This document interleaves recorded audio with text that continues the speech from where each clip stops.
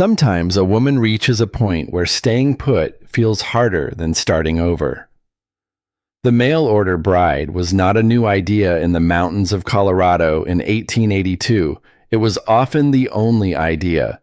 For women who had run out of options and men who had run out of hope, the arrangement was simple.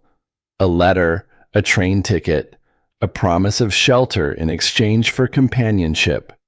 Most of the time, it worked well enough. And sometimes it did not work at all. This is a story about one such arrangement. High in the mountains where the air was thin and second chances even thinner. It is about what happens when two people who have given up on being understood decide, against all reason, to try one more time.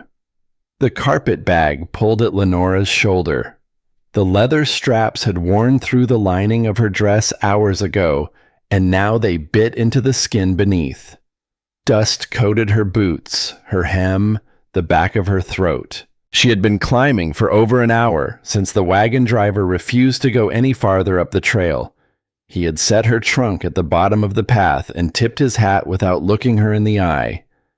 "Next supply run will not come through until the first Thursday of the month," he had said. "You will be on your own until then, ma'am."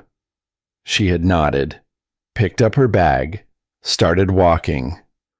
The cabin appeared through the pines just as her legs began to tremble. Smaller than she had imagined, darker. It sat alone against the face of the mountain like a headstone.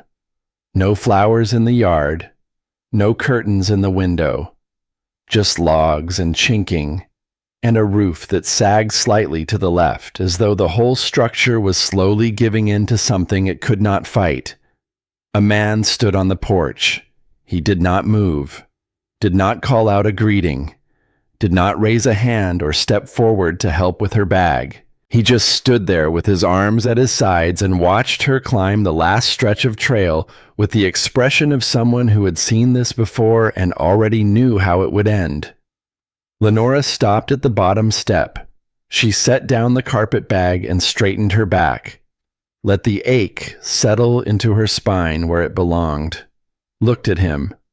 He was tall, broad across the shoulders in the way of men who worked with their hands every day of their lives. His face was hard and weathered, the kind of face that had been carved by wind and sun and years of not speaking to anyone. His beard was trimmed close but needed attention. His shirt was clean. That surprised her. The buttons were done up to the collar despite the warmth of the afternoon. He came down one step, just one, and held out a burlap sack. "Week's provisions," he said. His voice was flat as creek stone. "If you are smart, you will use it to leave." Lenora looked at his face, then at his hands. The nails were clean. A man who kept his nails clean in the mountains, who buttoned his shirt to the collar when no one was coming except a woman he planned to send away. That told her something. She was not sure what, but it told her something. She took the sack. He turned back toward the cabin. The door stayed open behind him. Lenora Ashwood picked up her carpet bag and walked inside. If you are settling in to hear this story, I would be grateful to know where you are listening from tonight. Whether it is a porch in Tennessee or a kitchen in Montana, there is something about knowing we are scattered across this big country, but hearing the same story at the same time. Makes the distance feel a little smaller. The cabin was one room. Lenora stood just inside the door and let her eyes adjust to the dim. A table with two chairs, one missing a back slat. A rope bed against the far wall with a straw tick mattress and a wool blanket the color of dirty snow folded stiff at the foot. A pot-belly stove squatting in the corner, the ash pan full, the iron top thick with dust. She set down her carpet bag, ran her finger along the edge of the table. It came away gray. Spider webs hung in the corners like old lace. Mouse droppings scattered near the flour bin. No curtains on the single window. No quilt on the bed. No sign that anyone had tried to make this place anything more than a box to sleep in. Everything here worked. Nothing lived. She found the provisions in a crate by the door. Salt pork wrapped in cloth. Cornmeal in a tin. Dried beans. Lard. Coffee. She touched each item with her fingers, counting the days they would last. 7, maybe 8 if she stretched. The stove needed cleaning before it would burn right. She opened the ash pan and dumped it outside, came back in and built a small fire with kindling from the box beside the hearth. The smoke curled wrong at first, then found the flue and drew upward. While the stove heated, she unwrapped the salt pork, sliced 2 pieces, and set them in the cast iron skillet. The grease began to spit and pop. She mixed cornmeal with water from the bucket by the door. No eggs, no milk, just mush that would fill a stomach and keep a body standing. She spooned it into the skillet beside the pork and let it cook. 2 tin plates on the table, 2 cups, 2 forks. The door opened. Emmett Garrow came in. He looked at the table, at the 2 plates set across from each other, at the steam rising from the skillet. He did not sit. He took his plate and his cup and walked to the window, stood there with his back to her, and ate standing up. Lenora sat. The chair creaked beneath her. Her fork scraped the tin. His fork scraped. No other sound in the cabin except the fire ticking in the stove and the wind pressing against the walls outside. She swallowed the mush, tried once to speak. "How long have you—" He set his plate down on the windowsill, walked out. The door did not slam. It just closed, quiet as a held breath. His plate sat there on the sill, half the food still on it. Lenora looked at that plate for a long time, at the food he had left behind, at the space where he had stood with his back to her like a wall made of bone and silence. She stood up and scraped his leftovers onto her plate, ate them. Waste was a sin she could not afford. Night came on fast in the mountains. The light did not fade so much as retreat, pulling back behind the peaks like a tide going out. One moment the window held the last copper glow of sunset on the ridge. The next, it was blue, then purple, then black, and the cabin shrank to the size of the candlelight. Lenora lit the tallow candle she found in the cupboard and washed the dishes in the bucket by the door. The water was so cold it numbed her fingers to the second knuckle. Her knuckles turned white, then red. She dried her hands on her skirt and flexed them until the feeling came back, slow and prickling. Then she looked around the cabin at what she had to work with, which was almost nothing, which was still more than she had expected. On the mantel above the stove, something caught her eye. A hairbrush. Wooden handle worn smooth by years of use. The bristles soft as down, shaped by the curve of someone's palm. It sat there in the candlelight like a relic, like something that belonged in a church and not on a dusty shelf in a one-room cabin. She did not touch it. The rope bed creaked when she sat on it. The straw tick mattress rustled with every shift of her weight. She lay back and pulled the wool blanket up to her chin. It smelled like dust and years of sleeping alone. Outside, a coyote called. Another answered from across the valley. The wind pushed through the pines with a sound like breathing. The cabin creaked and settled into the dark. No sound from Emmett. She did not know where he had gone. Then through the window she saw it, A thin line of lantern light from the barn, and in the doorway, a silhouette. A man standing still, not moving, just standing there like he had forgotten what came next, or like he was watching something she could not see. She watched him for a long time. He never moved toward the cabin. Finally, she closed her eyes, and the hairbrush sat in her mind like a question she did not know how to ask. Morning light came through the window, thin and gray as old dishwater. Lenora woke to silence. The stove had gone cold. She built it up again, boiled coffee in the dented pot, drank it black from a tin cup while standing at the window. The same window where Emmett had stood with his back to her the night before. The barn door hung open. No sign of him. She found the garden by accident. Walking the perimeter of the cabin to see what else this place held, she came around the back corner and stopped. A plot of earth marked off by flat stones. Waist-high weeds choked the space. Thistle, wild prairie grass gone to seed. The thorns caught the morning light like tiny knives. Grasshoppers clicked and jumped ahead of her boots as she stepped closer. The air smelled of dry earth and something faintly sweet underneath, like a memory of green things that used to grow here. But underneath the tangle, buried and half dead, she saw remnants. Sage, the woody stems gray and brittle. Time dried to sticks. What might have been lavender once, now just dead spikes poking through the mess.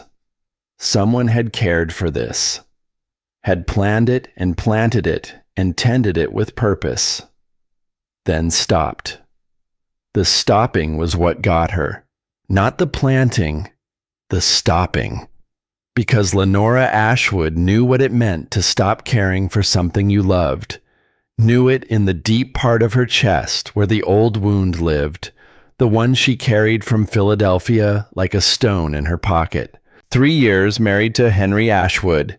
3 years of trying and failing and trying again. Every month, the same hope followed by the same emptiness, the same look on his face when he came home, and she shook her head. The doctors had a word for it. Barren. They said it like a diagnosis, but it sounded like a verdict. Henry left on a Tuesday in March, took his ledger books and his good coat and walked out the door of the apartment they shared above the dry goods store on Chestnut Street. He married Margaret Phelps 4 months later. Margaret, who was round and soft and already showing by the wedding. Henry's mother had come to collect his things, had stood in the doorway and looked at Lenora with an expression that was not cruel exactly, but worse than cruel, pitying. Some women just are not made for it, she had said. No sense in blaming yourself, dear. Lenora had nodded, closed the door, sat down on the floor and stayed there until the light moved across the room and disappeared. After that came the years of work. Laundry, mending, scrubbing other people's floors on her hands and knees until her palms cracked and bled and healed and cracked again. She saved every coin. Kept them in a tin box under the bed alongside the only thing she had left of her mother, a handkerchief embroidered with the letter W in blue thread. Her mother had died when Lenora was 16, her father 2 years before that. No siblings, no family left to call on, just the tin box and the handkerchief and the slow accumulation of enough money to buy a train ticket west. When she saw the advertisement in the Rocky Mountain Herald, she did not feel hope. She felt arithmetic. A man needed a wife. She needed a place to exist. The numbers worked. She did not come to Colorado because she believed in second chances. She came because there was nowhere left to go back to. And now she knelt in the dirt behind a cabin in the mountains and wrapped her fingers around a thistle stalk and pulled. The thorns bit through her skin. She jerked her hand back. Blood welled in 3 places across her palm, bright red against the calluses that 3 years of scrubbing had built. She wiped the blood on her skirt and grabbed again, lower this time, where the stem was thicker, pulled hard. The roots gave suddenly and she fell backward, landing in the dirt with the thistle clutched in both hands. She threw it aside and reached for the next one. The work went slow. Each weed had roots that ran deep or spread wide beneath the surface. Her hands bled in new places. The thorns left red lines across her wrists like writing in a language she could not read. Sweat soaked through her collar. The sun climbed and beat down, and she kept pulling. A shadow fell across the dirt. She looked up. Emmett stood at the corner of the cabin, 10 feet away, staring at her, at the pile of weeds beside her knee, at her hands, torn and dirty and red. She waited for him to speak. He opened his mouth, closed it, turned and walked to the woodpile on the other side of the yard. Lenora went back to the weeds. The sound of the axe started behind her. Clean strikes, wood splitting, the rhythm steady as a heartbeat, 20 feet between them. But she could hear every blow. Her hands pulling weeds, his axe splitting logs. No words, just the sound of work in the mountain quiet. An hour passed, maybe more. The sun was directly overhead when the axe stopped. Footsteps in the dirt, coming closer. She did not look up, kept pulling at a stubborn root, her fingers deep in the soil. Something touched the ground beside her. She glanced over. A wooden bucket. Water inside, clear and cold. Beads of moisture running down the outside. Emmett's boots walked away. She sat back on her heels. Her hands were shaking. She plunged them into the bucket, and the cold bit into every cut. She cupped water and drank. It tasted like metal and minerals, and the deep earth it came from. She drank again. When she looked toward the woodpile, he was gone. By the time the shadows started to stretch long across the yard, she had cleared a patch no bigger than a wash basin. Her fingernails were black with dirt. Blisters had formed and broken on both palms. Her back screamed when she tried to straighten. But the sage was visible now. The time.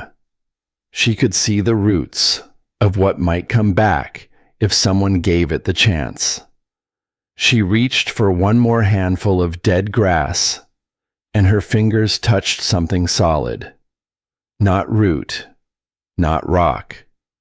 She dug around it carefully, pulled it free from the earth that had held it for God knows how long. A doll. Small. Cloth body stuffed with something that crackled when she pressed it. Corn husks, maybe. The fabric was so faded she could not tell what color it had been. Dirt caked in every seam. One button eye was missing entirely. The other hung by a single thread, a small chip of brown wood dangling against the doll's cheek. Someone had stitched this with care. Small stitches, even and tight, made it for someone small. Someone who never grew old enough to wear it out. Lenora held the doll in both hands and felt the weight of it, not the physical weight, which was almost nothing. The other weight, the one that pressed behind her ribs and made her breath catch. She carried it to the well, pumped water into the bucket, and dipped the doll in, rubbing the fabric gently between her fingers. The dirt loosened and came away in brown clouds. She wrung it out and dipped it again, 3 times, until the water ran almost clear. The doll was cream-colored now. the stitching dark thread against pale cloth. She carried it inside and set it on the windowsill to dry, stepped back and looked at it there in the light. A small thing, a child's thing, sitting in the only patch of sun the cabin had. When she turned around, Emmett stood in the doorway. His eyes went to the windowsill, to the doll. His face did not change. The muscles did not move. His jaw stayed set. His mouth stayed closed. But something behind his eyes did. Something deep and terrible and raw. Like watching a man touch a wound he thought had scarred over and finding it still open underneath. Still bleeding after all this time. He stood there for 5 seconds. 10. His hand gripped the door frame and his knuckles went white. Then he turned and walked out. Not to the barn this time. Toward the tree line. He kept walking until the pines swallowed him whole, and there was nothing left but the sound of his boots on dry needles, growing fainter, then gone. Lenora looked at her hands, at the blood dried brown in the creases, at the dirt packed under every nail. She went to the basin and washed. The water turned the color of old tea. She scrubbed her palms with the lye soap until they stung, until the skin went pink and raw beneath the calluses. Then she started cooking. Beans from the provision sack, soaked since morning. She added a handful of the wild sage she had salvaged from the garden. The leaves were still green under the dead outer layer, still alive where it mattered. The smell rose from the pot as they cooked, sharp, clean, like something waking up after a long sleep. 2 plates on the table, 2 forks, 2 cups of water from the well. The light was almost gone when Emmett came back. He stood in the doorway and looked at the table, at the 2 plates, at the steam rising from the beans, at the sage. He came in, pulled out his chair, sat down. Lenora sat across from him. They ate. Forks scraped tin, beans and cornbread, and the wild sage that filled the cabin with a smell that was not just food, but memory. Something someone had planted here once, something that refused to die even when everything above it had. His plate emptied. He ate every bite, set down his fork, did not get up. She waited. The candle flickered between them. He looked at the windowsill, at the doll drying there in the last gray light. His jaw worked like he was chewing words too tough to swallow. Then he stood, pushed in his chair, walked to the door, stopped with his hand on the frame. "Garden has been dead 3 years," he said. Did not turn around. Will not come back. He went out. The door closed behind him. Lenora sat at the table and looked at the windowsill where the doll sat. At the plate he had left empty, not half-eaten like before. Every bite gone. His words said one thing. His empty plate said another. And Lenora Ashwood had spent enough years reading what people meant instead of what they said to know the difference. She washed both plates, dried them, put them back on the shelf, went to her carpet bag and took out the handkerchief, unfolded it carefully. The blue W her mother had embroidered 30 years ago was still bright against the white linen. She pressed it to her face and breathed in, but it smelled like the inside of the bag now, like leather and travel and the long way from Philadelphia. She folded it again, tucked it beneath the thin pillow on the rope bed, lay down, pulled the blanket up. Outside, the lantern light appeared in the barn again, the same silhouette in the doorway, standing, watching something that was not there anymore. She closed her eyes. Sleep was a long time coming. But when it did come, it was deep and dreamless. The kind of sleep that belongs to people who have worked until their bodies have nothing left to give. In the morning, she would go back to the garden. In the morning, she would pull more weeds and bleed more and find whatever else the earth had swallowed. In the morning, she would set 2 plates on the table and sit across from a man who could not look at her. But tonight, she lay in the dark and listened to the cabin breathe around her. And on the windowsill, the doll sat clean in the last of the light. And on the mantel, the hairbrush waited. And somewhere in the barn, a man stood in a doorway and tried to remember how to close a door he had opened by mistake. Lenora pulled the blanket tighter, pressed her hand against the handkerchief beneath the pillow. Then she did something she had not done since the apartment on Chestnut Street, since the floor, since the light moving across the room and disappearing. She made a plan for tomorrow, and that was enough. For now, that was enough. 2 days later, she found them. She was looking for fabric in the bottom of the cupboard, pulling out old flour sacks to cut into dishcloths, when her hand touched something cold. Metal. She pulled it out. A small wooden box, the lid warped from moisture. Inside, resting on a scrap of faded velvet, were 4 rings, wedding bands, each one a different size. One narrow as a piece of wire, one wide with a tiny scratch across the surface, one plain and heavy, one so small it might have fit a girl barely out of girlhood. 4 rings. 4 women who had stood where she stood, who had carried their bags up that trail and walked through that door and set 2 plates on that table. 4 women who had left.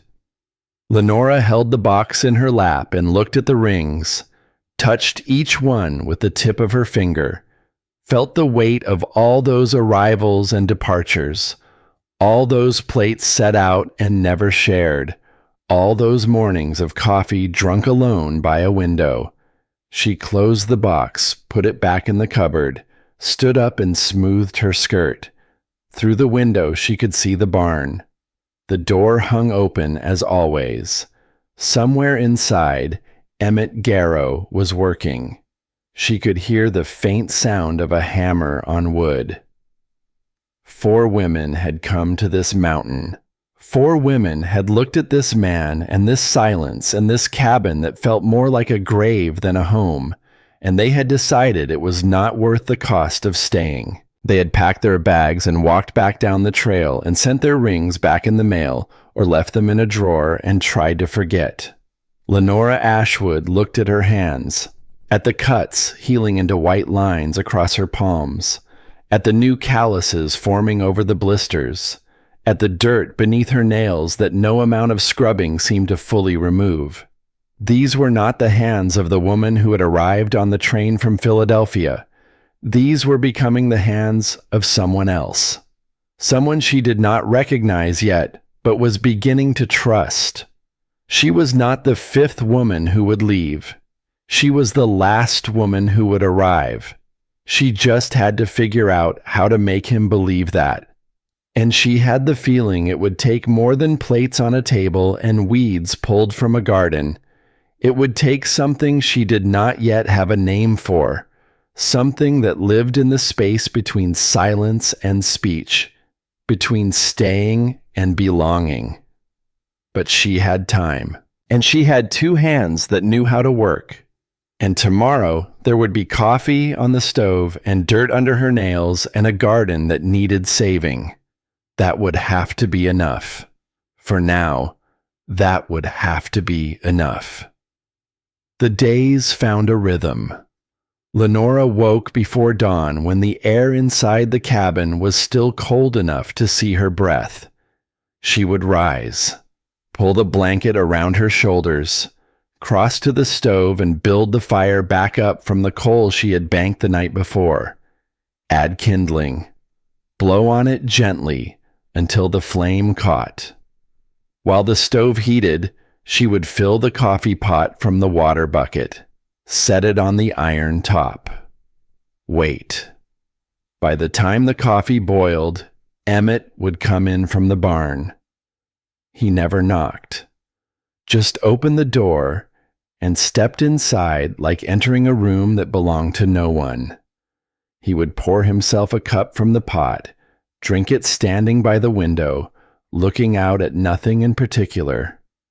His face in the early light was always the same, closed, settled, like the mountain outside that did not change no matter what the weather did to it. She washed dishes while he drank.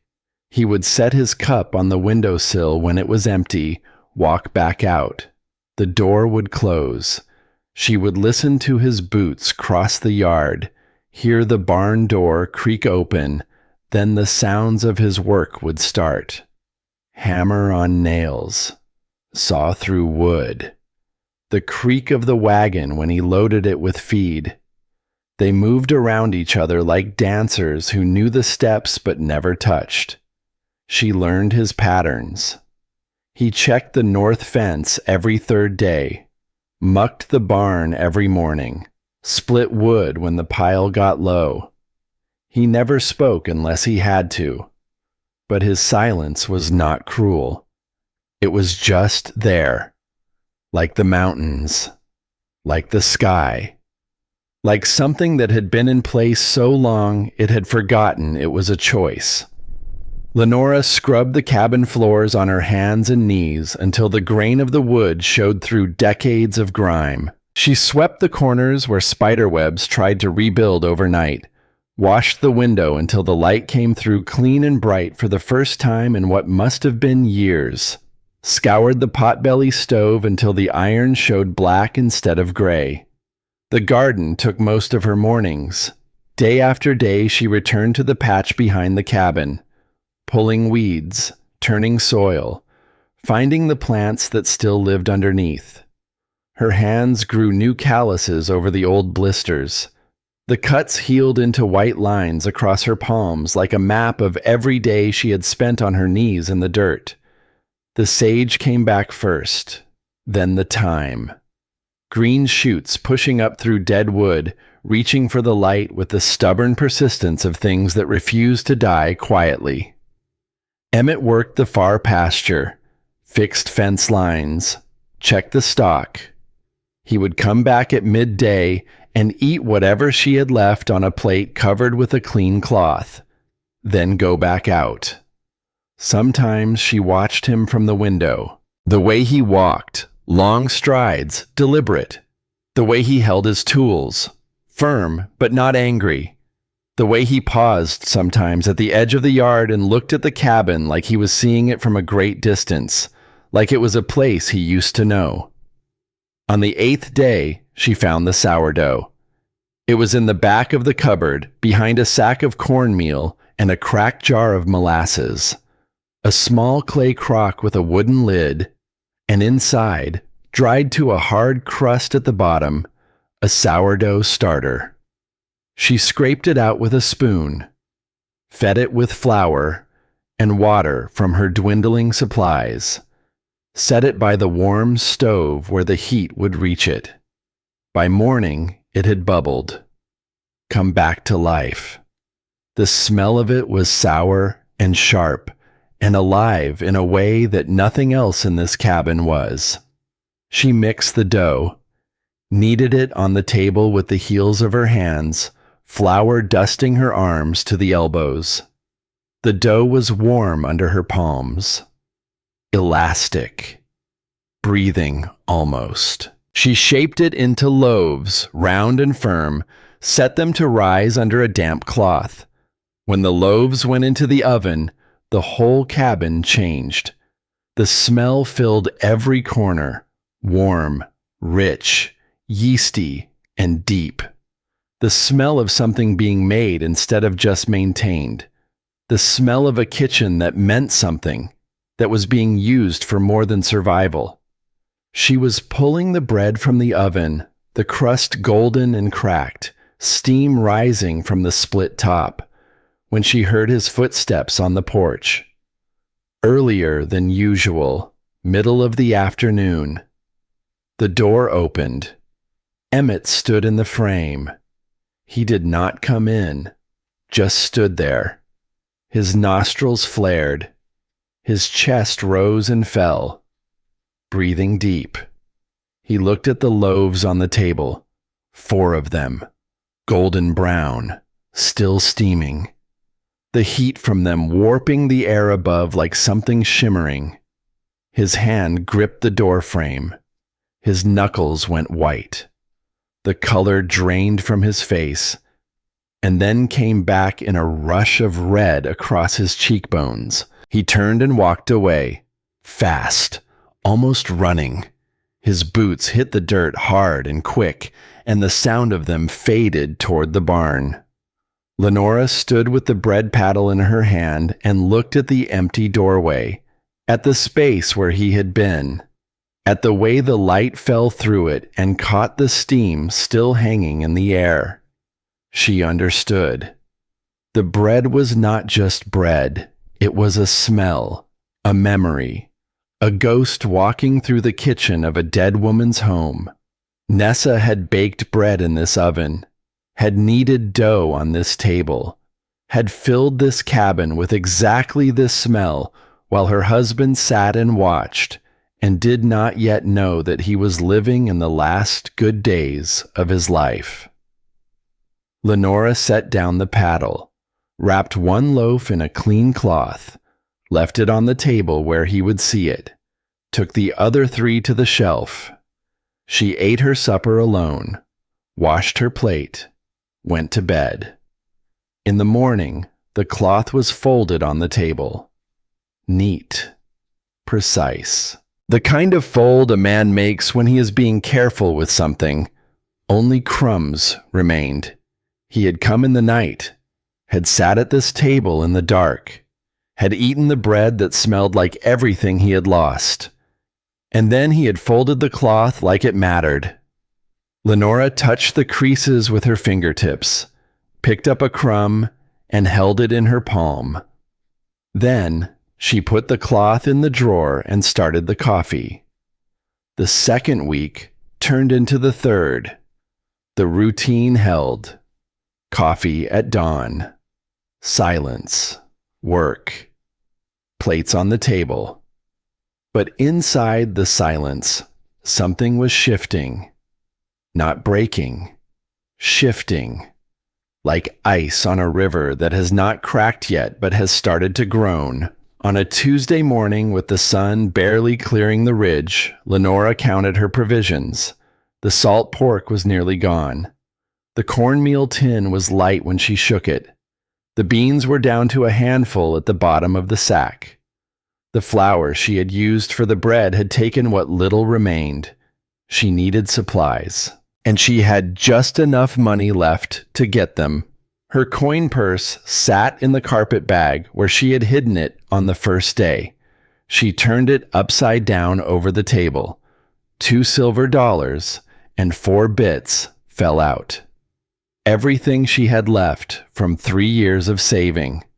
Every floor scrubbed, every shirt laundered, every penny counted and recounted in the dark of her room above the laundry on Arch Street.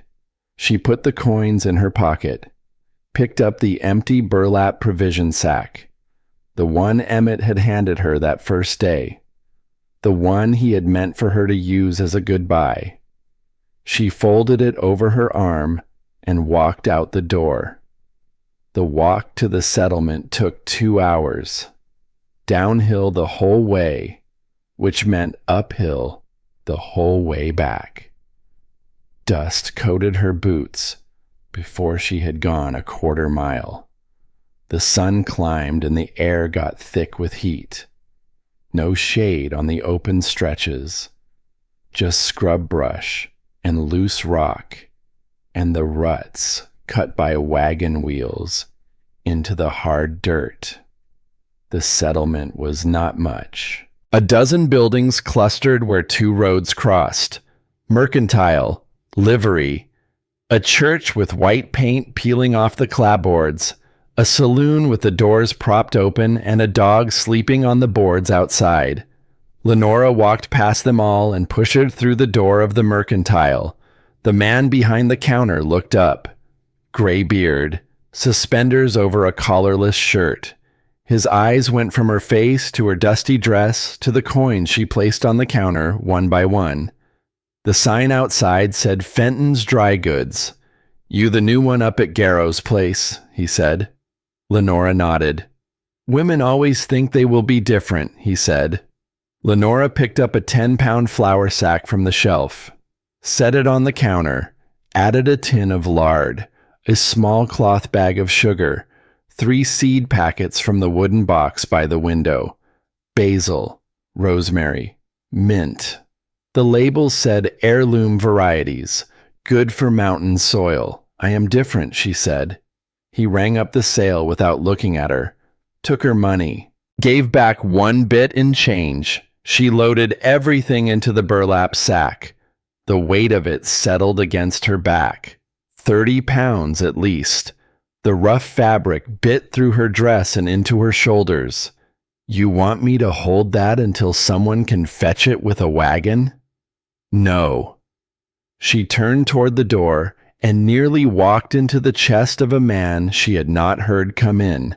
He was tall, well dressed for the territory. Clean shirt with a collar, vest with a gold watch chain.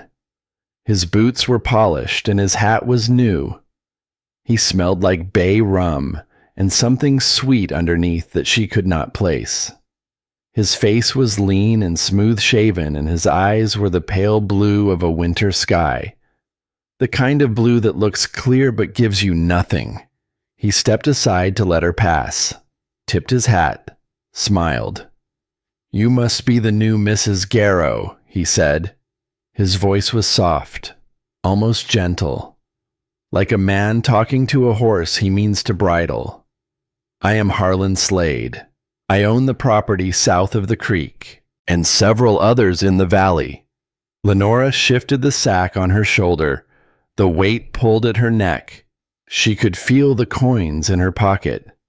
1 bit, all she had left in the world. "That is fine land up on that mountain," Slade said. He leaned against the counter like he owned it. Maybe he did. Only reliable water source in 3 valleys. Spring-fed, runs year-round even in drought. His eyes stayed on her face. Garrow should think about selling before winter comes. Mountains are hard on a man alone. Lenora looked at him. At the watch chain, at the polished boots, at the pale eyes that gave nothing back. "Does Emmett want to sell?" Slade smiled again. "Not yet, but everyone has a limit." He touched the brim of his hat. "Good day, Mrs. Garrow." She walked out into the sunlight and nearly ran into another body. This one softer, wider. A woman in a dark dress with a high collar and a bonnet that shaded a face built for disapproval. Her lips were thin and pressed together. Her eyes were small and quick and missed nothing. "Mrs. Pardee," said Mr. Fenton from the doorway, as though he was making an introduction nobody wanted. The woman looked Lenora up and down, took in the dusty dress, the burlap sack, the rough hands, the lines around her eyes. "You should know," the woman said. "That man is not right. 4 decent women went up that mountain. 4 decent women came back down.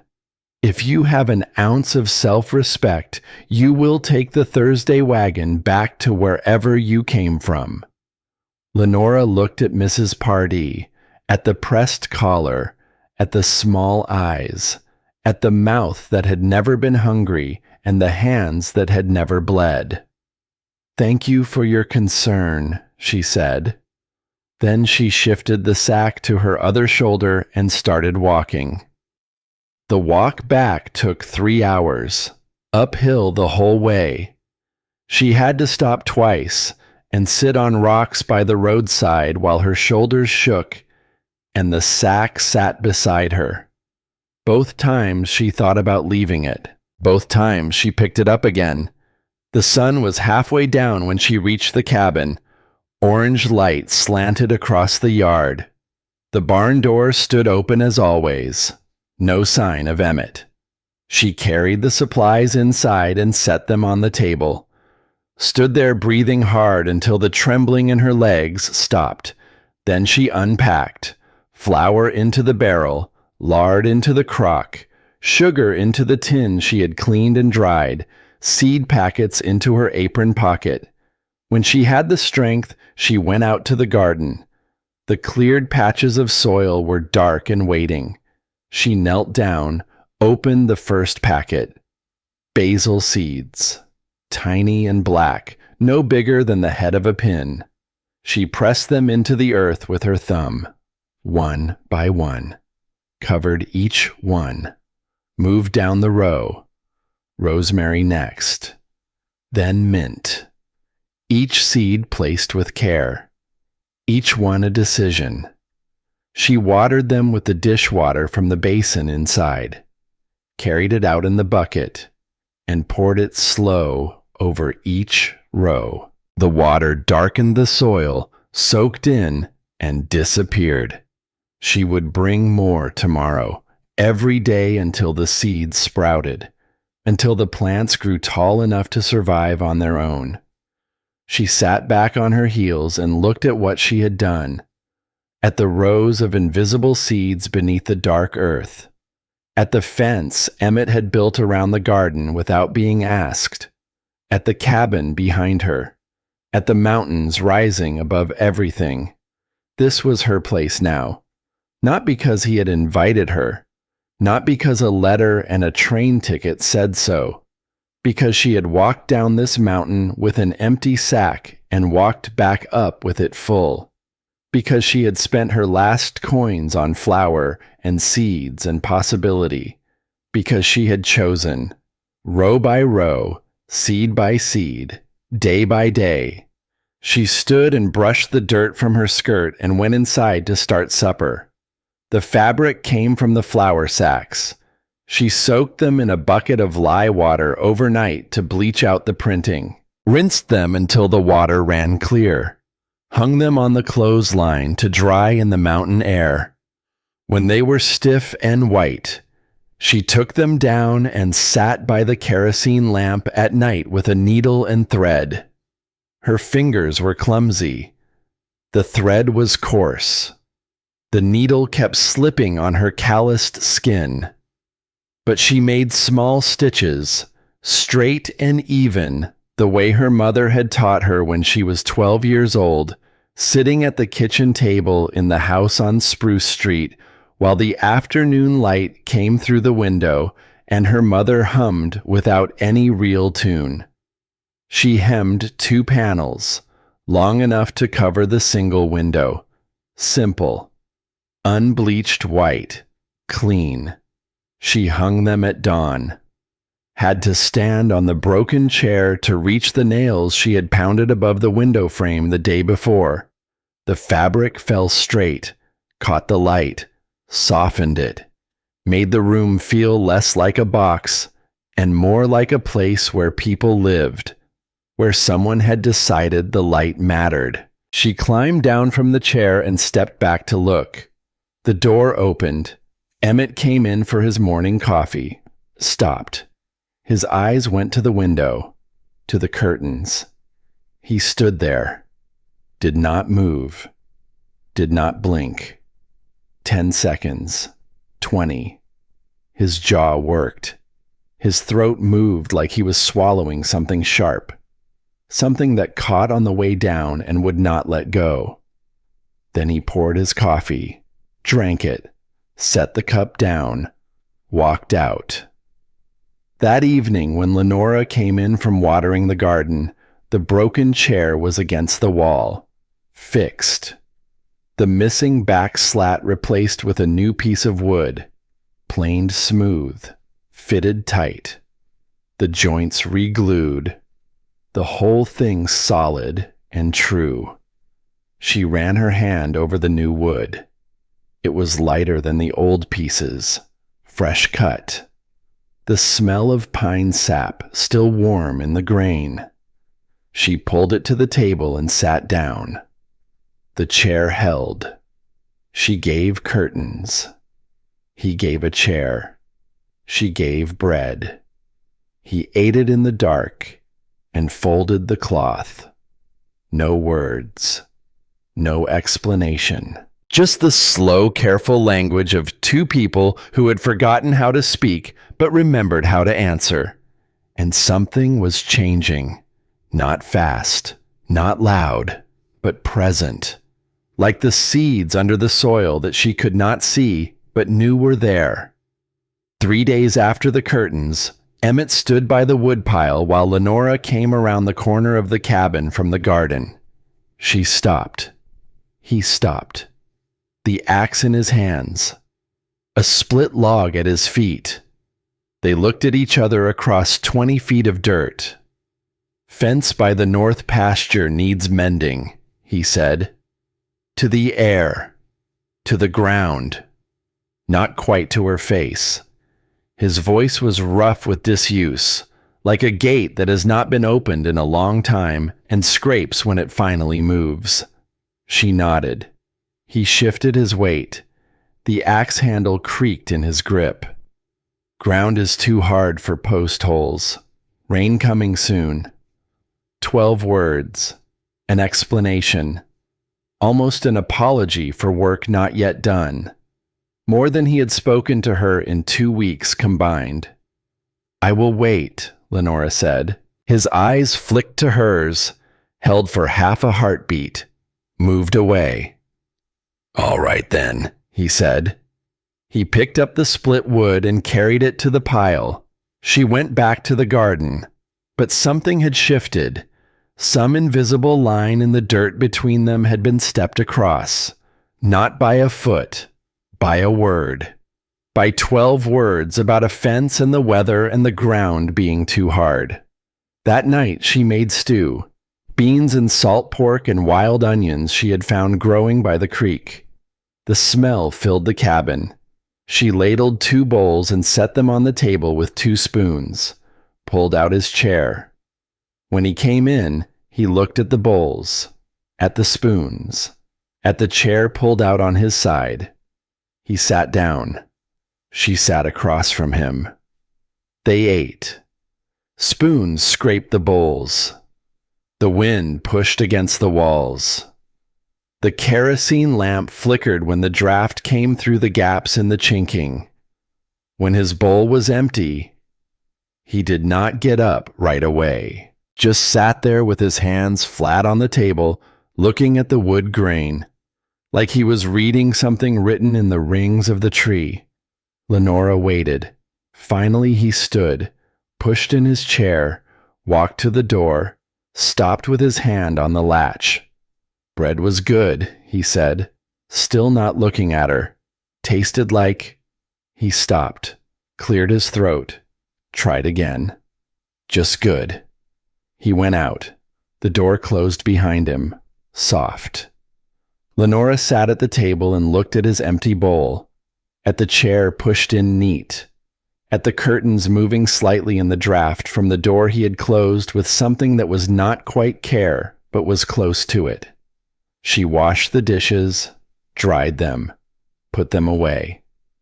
That night when she looked out the window, the barn light was there, the silhouette in the doorway. But this time, he was not standing still. He was moving, working on something with his hands. Something she could not see from this distance. She lay down in bed. The rope creaked. The straw tick rustled. Outside, the lantern burned late, and in the morning she would find something else repaired. Some small thing she had not noticed was broken until it was fixed. The morning came wrong. Lenora woke to silence where there should have been sound. No crackle from the stove, no scrape of the coffee pot being moved across the iron top. She lay still on the rope bed, staring up at the ceiling beams, and listened to the cabin breathe around her. Empty. The wrong kind of empty. The kind that pressed against the walls and held its breath. She sat up. The potbelly stove held nothing but cold ash. Emmett's cup sat on the table exactly where he had left it the night before. Untouched. Cold. Her feet hit the floor. The boards were cold through her stockings. She crossed to the window and looked out at the barn. The door hung open, swinging slightly in the morning wind. Wrong. Everything wrong. She grabbed her shawl and went outside barefoot. The dew soaked through her stockings before she reached the barn. Inside, the smell of hay and horse sweat and something else, something sour and hot, the smell of a body fighting itself. Emmett sat slumped on a hay bale. His shoulders curved forward like a man who had been punched in the stomach and could not straighten up. His face had gone the color of old tallow, yellowish white. Sweat darkened his collar and ran down the side of his neck despite the morning chill. Fence needs. His voice came out thick, clotted, like the words were being dragged through mud. He tried to stand. His knees buckled. He caught himself on the edge of the stall and hung there, half up, half down, trembling. Lenora moved without thinking. Her hand landed on his shoulder. First time she had touched him. The fabric of his shirt was soaked through, burning hot under her palm, like pressing her hand against the top of the stove. No, she said. Inside. He shook his head, tried again to rise, made it halfway before his legs gave out completely and he went down hard on one knee. The impact sent dust up from the barn floor. She got her shoulder under his arm. He was heavy. Dead weight leaning into her, the kind of weight that comes when a body stops cooperating with the mind that lives inside it. They staggered out of the barn together, his boots dragging furrows in the dirt. 3 times she thought they would both go down. Each time she locked her knees and held. Her back screamed, her legs shook. But she held. The cabin door was 10 feet away, then 5. Then they were through it. Then he was falling onto the rope bed and she was catching him, easing him back onto the straw tick mattress with both hands behind his shoulders. His eyes were open, but they did not see her. They looked past her shoulder at something else. Something not in the room. She pulled off his boots, dirty work socks underneath, one with a hole at the heel. She left them on, got the wool blanket from where it lay on the floor where it had fallen and spread it over him. His hands clutched at it, pulled it to his chin like a child reaching for comfort in the dark. She filled the bucket with fresh well water, found a clean rag from the drawer, soaked it and wrung it out. The water dripped between her fingers, cold enough to ache. She pressed the cloth to his forehead. He flinched, but did not speak. His skin burned against her knuckles. The heat coming off him was not natural, not right. It was the heat of a body at war with itself, burning through whatever fuel it could find. She pulled the chair to the bedside, sat down, settled in, and then she did what she had come to this mountain to do, though she had not known it then, and was only beginning to understand it now. She stayed. All day she moved between the well and the bed. Soak the cloth. Wring it. Press it to his face, his neck. His wrists were the pulse. Beat rabbit fast under the thin skin. When the cloth grew hot from the heat of his body, she would take it back to the bucket and start again, and again, And again. She spooned broth into him at midday, had to hold his head up with one hand while the other guided the tin cup to his lips. Most of it ran down his chin and soaked into the collar of his shirt, but some went in. She saw his throat work, swallowing. By evening, his eyes had gone glassy, fever bright. He stared at the ceiling and his lips moved. "Nessa," he whispered, "told her I would be home." Lenora sat in the chair beside the bed. She did not ask, did not speak, just dipped the cloth again and wiped the sweat from his face. Should not have left. His voice broke on the words like a stick snapping. Should have been there. The cloth moved down his neck. She could feel his pulse hammering under her fingers. Fast. Too fast. Baby was coming. Doc said, "Stay." But the fence. He stopped. His breath rattled in his chest, the sound of air moving through passages that did not want to cooperate. The fence. His hand shot out and grabbed her wrist. His fingers locked around the bone, tight enough to hurt, tight enough that she could feel each individual finger pressing into her skin like brands.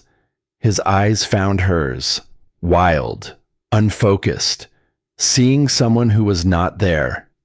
"Do not leave," he said. "I will not. Promise. Promise me. I promise." His grip loosened. His hand fell away. His eyes closed. His chest rose, fell, rose again, uneven, too fast, like a man running in his sleep. Lenora sat there with her wrist throbbing and watched him breathe. The light died outside the window. She lit the coal oil lamp but kept the flame low. Got up once to bank the stove and put more wood on. The cabin needed to stay warm. Fever or no fever, the mountain cold could kill. When she came back to the chair, his breathing had changed. Slower, deeper, but rough. Like each breath scraped against something sharp inside his chest. She found herself humming. Did not plan it. The sound just came. A hymn her mother used to sing while washing dishes. No words, just the melody, low and soft.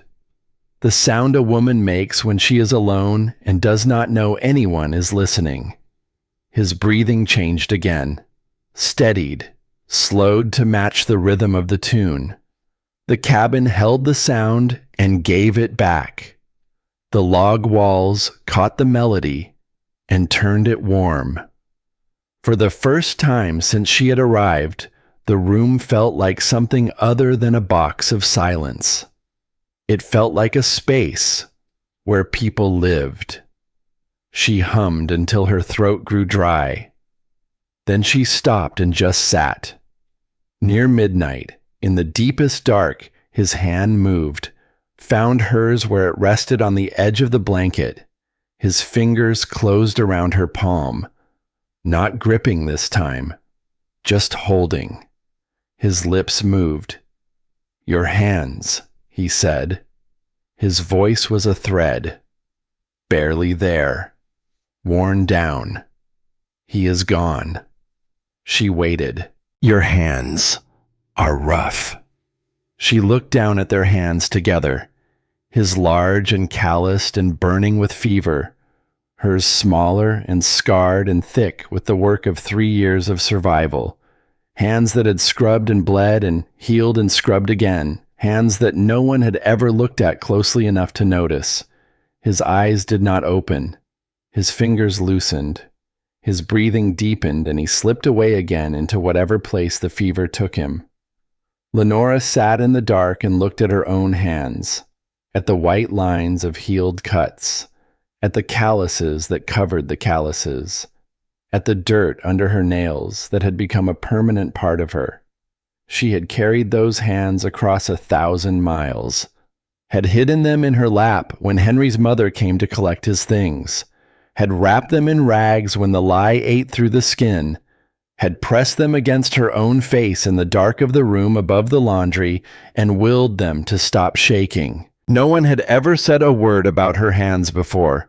Not Henry, not the women she worked for, not the wagon driver or Mr. Fenton or Mrs. Pardee, with her small, quick eyes that missed nothing but saw even less.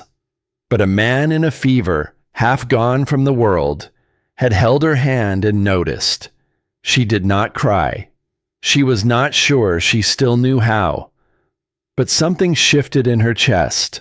Something old and heavy moved aside just enough to let something else in. She did not have a name for it yet. Would not have one for a long time. She just sat there in the dark, her rough hand resting in his rough hand, and hummed the hymn again until the first gray light of dawn touched the mountains outside the window and the cabin began to breathe. And in the quiet between the notes, she heard him say it. Soft. Almost nothing. A sound more than a word. Lenora. Not Nessa. Not the name of a ghost. Her name.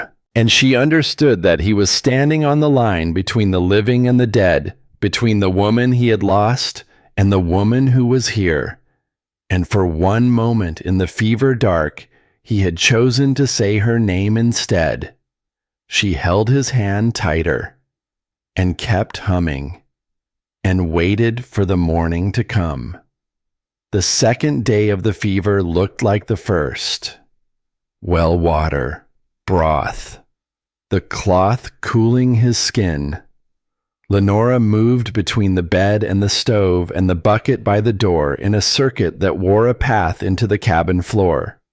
She could see it by afternoon. A track in the dust where her feet had gone back and forth so many times the boards showed through. His mumbling came and went. Sometimes words she could make out. Not enough time. Never enough. Sometimes just sounds. The vowels of grief without the consonants to shape them into meaning. She dozed in the chair between trips to the well, woke once to find him watching her with fever-bright eyes, his gaze fixed on her face like he was trying to solve something. Then those eyes would slide closed again, and he would be gone, back to whatever country the sick visit when their bodies will not let them stay. That night she sang again. A different hymn. Same wordless melody. His breathing steadied like before. She watched his face in the lamplight and saw something ease in the set of his jaw. Not peace. Not yet. But the beginning of the long road that leads there. Third day, the mumbling stopped. He slept without thrashing. She checked his forehead and found the skin cooler. Not cold. Just less like touching the top of the stove. The heat was retreating. The sweat had dried on his collar and left white salt rings in the fabric. His breathing had found its rhythm again, slow and deep. The breathing of a man who had walked to the edge of something and come back. She let herself sleep then. Really sleep. Leaned back in the chair and closed her eyes and let the exhaustion take her. 3 days without rest. 3 nights of humming and wringing cloths and spooning broth into a man who did not know she was there. Her body had been running on will alone. Now the will stepped aside and let the tiredness in. She slept through the afternoon, through the evening, through the stars coming out and the coyotes calling and the wind changing direction to come from the north instead of the west. She woke because of the silence, not the absence of sound. She had grown used to that. This was a different kind of quiet. The quiet of a room that has been rearranged while you were sleeping. She opened her eyes. The bed was empty. The blanket was folded at the foot. Neat, precise. The pillow still held the shape of his head. The straw tick mattress had stopped rustling. Her heart kicked hard against her ribs.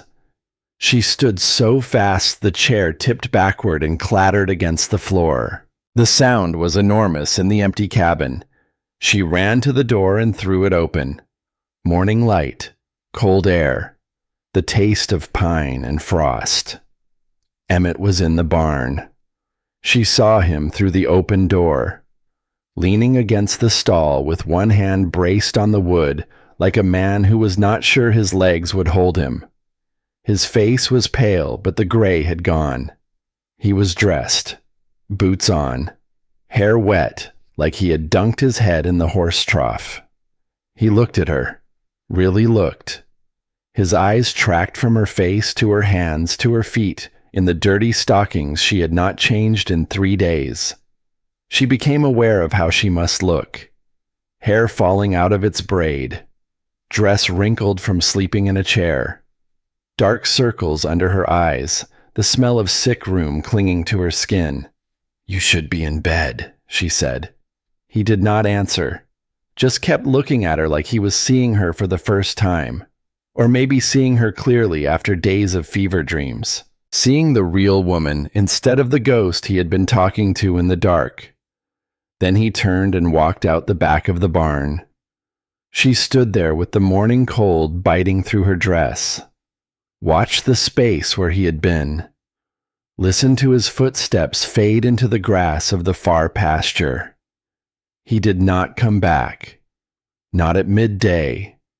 Not when the sun crossed its highest point and started down. Not when the shadows began to stretch long across the yard.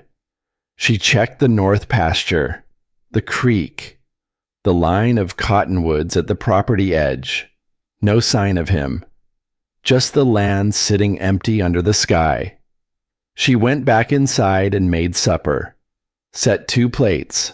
Waited. Full dark came. He did not. She ate alone.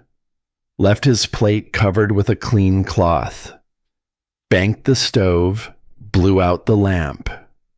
Lay in bed and stared at the ceiling. Heard the barn door creak open sometime after midnight. Heard his boots on the dirt. Not coming toward the cabin. Moving away. Toward the far fence line. She rolled onto her side and pulled the blanket up to her chin. The distance between them now felt wider than it had ever been, like he had taken all the ground they had gained and burned it, like her 3 days of care had somehow made everything worse. But his voice kept circling in her head, that grip on her wrist, the break in his voice when he had said the name, Nessa, and then, softer, like a door opening in a room he thought he had locked forever. Lenora. She lay in the dark and understood something she had not understood before. The other women had not failed because they were weak. They had failed because Emmett had needed them to be someone they could not be, someone already dead, someone who hummed without a tune and laughed at things that were not funny and planted herbs in the garden for a baby that would never be born. And when they could not be Nessa, he had made it so they would leave, given them the thin provisions and the cold silence, and waited for them to pack their bags and walk back down the trail. 4 times, 4 women, 4 failures that were not failures at all, but a man trying to keep a dead woman alive by refusing to let a living one in. But Lenora had not left, had sat by his bed for 3 days and 3 nights, had heard the things he said in his fever, had held his hand, had hummed the hymn her own dead mother used to sing. And now he had woken up and found her still there, still present, still real. And that was the one thing he could not bear. Because if she stayed, if she was real, then Nessa was truly gone. And as long as he could push every woman away, as long as he could keep the cabin frozen in the shape of the life he had lost, Nessa was still here, still humming, still laughing, still waiting for him to come home from the north pasture where the fence was down. Lenora stared at the ceiling and wondered what Nessa had looked like, whether her hair was dark or light, whether she had been tall or small, whether the hairbrush on the mantel still held strands of her hair caught in the soft bristles. The thought did not make her angry. It just made her tired. She closed her eyes and slept. The next morning, she was in the garden when the sound of hooves reached her. A single horse, moving at an easy walk up the trail. She stood and wiped her hands on her skirt and watched a man ride into the yard. Harlan Slade sat tall in the saddle. Same polished boots, same gold watch chain, same pale blue eyes that gave nothing back. He looked at the cabin, at the garden, at Lenora, standing alone with dirt on her hands, and no man anywhere in sight. He dismounted and tied his horse to the porch rail, took off his hat and held it against his chest like he was paying respects at a funeral. "Mrs. Garrow," he said, "I heard about your husband's illness. Terrible thing. These mountains are hard on a man, especially a man alone. A man." "He is not alone," Lenora said. Slade smiled. The kind of smile that does not reach the eyes and is not meant to. He reached into his vest pocket and pulled out a folded piece of paper, held it out to her. "I have had my attorney draw up an offer," he said. "Fair price for the land and the water rights. Enough for a train ticket back east and several months of comfortable living while you decide what comes next." She did not take the paper. "You do not owe him anything," Slade said. His voice was gentle, almost kind. The voice of a man who has practiced being gentle the way a hunter practices being still. "You came here as a stranger. You can leave the same way. No shame in it. 4 women before you made the same choice." Lenora looked at his face, at the smooth jaw and the careful eyes, and the hat held just so against his chest, at the paper in his outstretched hand. She could read the number written on the front. More money than she had seen in her entire life, enough to start over. Enough to stop kneeling in dirt and bleeding from her hands and sleeping in a chair beside a man who ran from her the moment he could stand. "I am already free," she said. "I choose to be here." Slade held her gaze for a long moment. Then he leaned forward and set the paper on the porch railing. "I will leave this," he said, "in case you change your mind."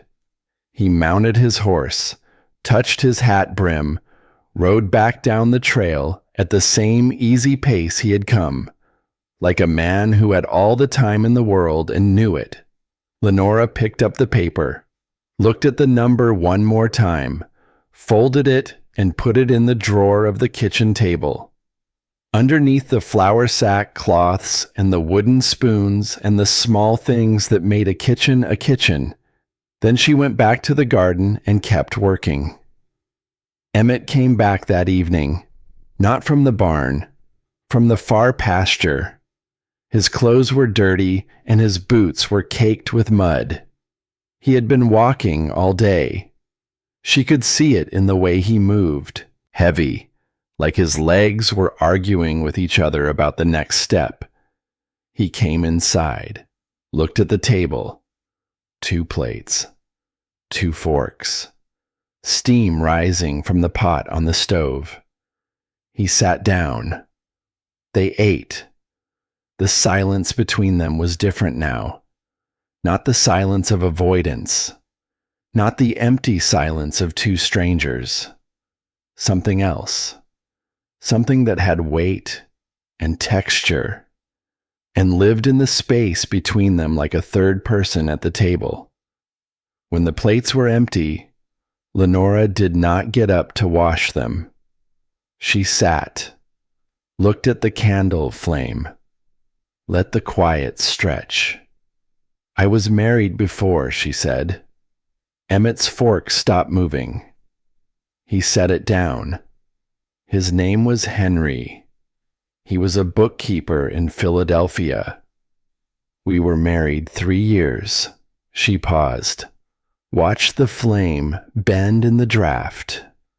3 years of trying to have a child. Every month, the same hope. Every month, the same answer. She did not look at Emmett. Kept her eyes on the flame. Sometimes it was easier to say the hard things to the fire instead of to a face. The doctors said I was barren. Henry's mother said some women just are not made for it. Henry left, married someone else, a woman who could give him what I could not. The candle popped. A spark of tallow fell and died on the table. I scrubbed floors for 3 years after that. Washed other people's clothes, saved every coin, came here because there was nowhere else to go. She stopped, breathed, found the next words. When I found the doll in the garden, she said, her voice dropping to something just above a whisper, I was holding the thing I will never have, a child of my own, someone to make that doll for. Someone to plant a garden for. Someone to brush their hair with that brush on the mantel and sing to while the bread baked. She stopped. The words had come out farther than she meant them to, had reached across the table and laid themselves down between the empty plates like something fragile set on wood. The cabin was so quiet she could hear the fire ticking in the stove. Could hear Emmett breathing across the table, could hear her own heartbeat in her ears, could hear the wind outside pressing against the walls like it was listening too. She looked at him. He had not moved. His hands were flat on the table. His face was open in a way she had never seen it. The wall was still there. She could see it behind his eyes. But there were cracks in it now, wide ones. And through those cracks, she could see something that looked like recognition, like a man who has been told he is not the only one carrying weight. His hand moved on the table, slid 3 inches toward hers, stopped, not touching, just closer. They sat like that for a long time. The candle burned down. The wax pooled on the tin plate beneath it. Neither of them spoke again. They did not need to. The silence between them had changed. It was no longer empty. It was full. Full of the things they had said, and the things they had not said, and the understanding that both of those mattered equally. Emmett stood, walked to the door, stopped. Did not turn around. Thank you, he said, for telling me. He went out. The door closed soft. Lenora sat at the table and looked at the space where his hand had been, 3 inches from hers, not touching, but closer than yesterday. And that was something. That was more than she had expected. 3 days later, the mare went lame. Lenora heard Emmett in the barn before dawn. Not his usual sounds. No hammer, no feed being poured. Just his voice, low and steady. The way you talk to something that is hurting. She pulled on her boots and went out. The mare stood in her stall with her left rear leg lifted off the ground. The hoof was swollen, hot to the touch. An abscess had formed above the frog of the hoof, angry and red, the skin stretched tight over the infection underneath. Emmett stood beside the horse with his hand on her neck. His jaw was set. She knew that look. The look of a man doing arithmetic he does not want to finish. A lame horse on a mountain ranch was not a problem. It was a sentence. Without the mare, he could not haul feed or pull the wagon or check the far pasture. She was his legs beyond the yard. He reached for the rifle, hanging on the barn wall. "Wait," Lenora said. He stopped, his hand on the stock, his eyes on her. She walked to the mare, knelt down, ran her hand along the swollen leg, felt the heat, pressed gently around the abscess, and felt the horse flinch but not kick. A good sign. The infection had not gone deep into the bone. Not yet. "I need hot water," she said, "and the sage from the garden, the thick stalks, not the leaves, and clean cloth."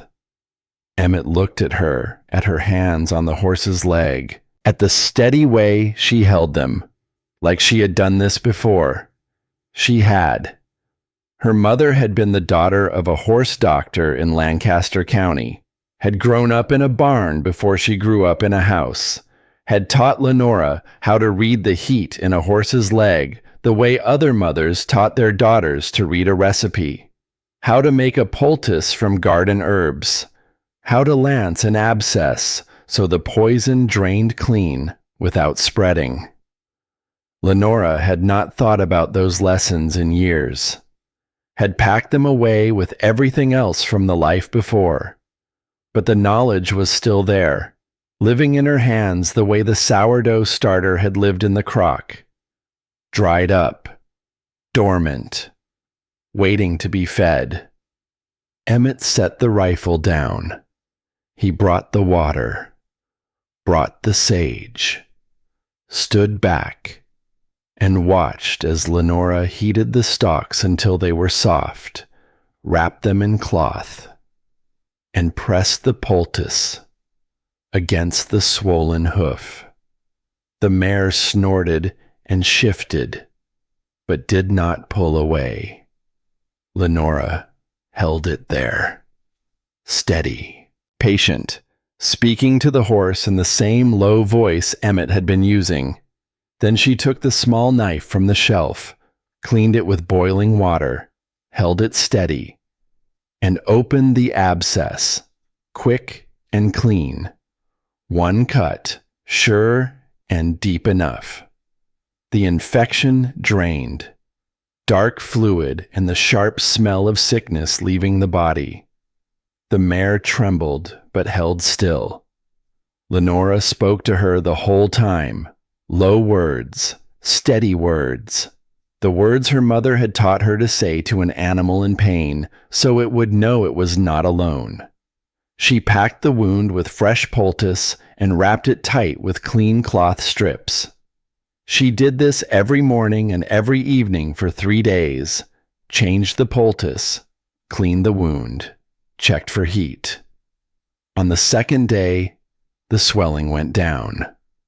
On the 3rd day, the mare put her weight on the leg. By the 4th morning, she was walking, stiff, careful, but walking. Emmett stood at the barn door and watched the mare move across the corral. His arms were crossed. His face was unreadable. But when Lenora came to stand beside him, he turned to her. "Where did you learn that?" "My mother," Lenora said. "Her father was a horse doctor. She grew up knowing how to read a leg before she could read a book." He looked at her, not the way he had looked at her before, not with the closed face and the distance. Something else. Something that she had seen men give to other men when they watched them work and recognized skill. Respect, not gratitude, not debt. Just the plain, honest recognition that she knew something he did not and had used it to save something he could not replace. "Your mother teach you anything else?" "Herbs," Lenora said. "Poultices. How to set a bone if you have to. How to stop bleeding with yarrow and cobwebs." She paused. She taught me how to keep things alive. Emmett nodded, looked back at the mare. She did a good job, he said. Lenora was not sure if he meant the horse or the teaching. She decided it did not matter. Both were true. That night, he ate supper at the table without being asked, sat down before she had finished ladling the stew, pulled his chair in, ate, and when the plates were empty, he looked at her across the table and said something that was not about the weather or the fence or the work that needed doing. "What was her name?" he said. "Your mother." "Josephine," Lenora said, "but everyone called her Josie." He nodded, like the name meant something to him, like it mattered. "Josie," he repeated. "That is a good name." The days that followed were quiet, not the heavy quiet of before, a lighter kind. The kind that comes when two people have stopped pretending they are strangers and have not yet figured out what they are instead. Emmett began to stay in the cabin longer in the evenings, would sit at the table after supper and whittle, a piece of pine in one hand, his knife in the other, shavings falling around his boots. He was making something. She could see the shape emerging. A spoon. Kitchen spoon. The bowl carved smooth, the handle getting thinner with each pass of the blade. Lenora would sit across from him and mend. A sock that needed darning. A shirt with a torn seam. Her hands moving in the lamplight while his hands moved in the lamplight, and the fire ticked in the stove. And the silence between them held them both like water holds a stone. Sometimes the wind would gust and the lamp would flicker and their shadows would jump on the walls, merging for a moment before pulling apart. She found herself watching for that. The merging. The moment when the light made them one shape instead of two. One evening she looked up from her mending and found him watching her. Not looking away when she caught him, just watching. His eyes on her hands as they moved the needle through the cloth.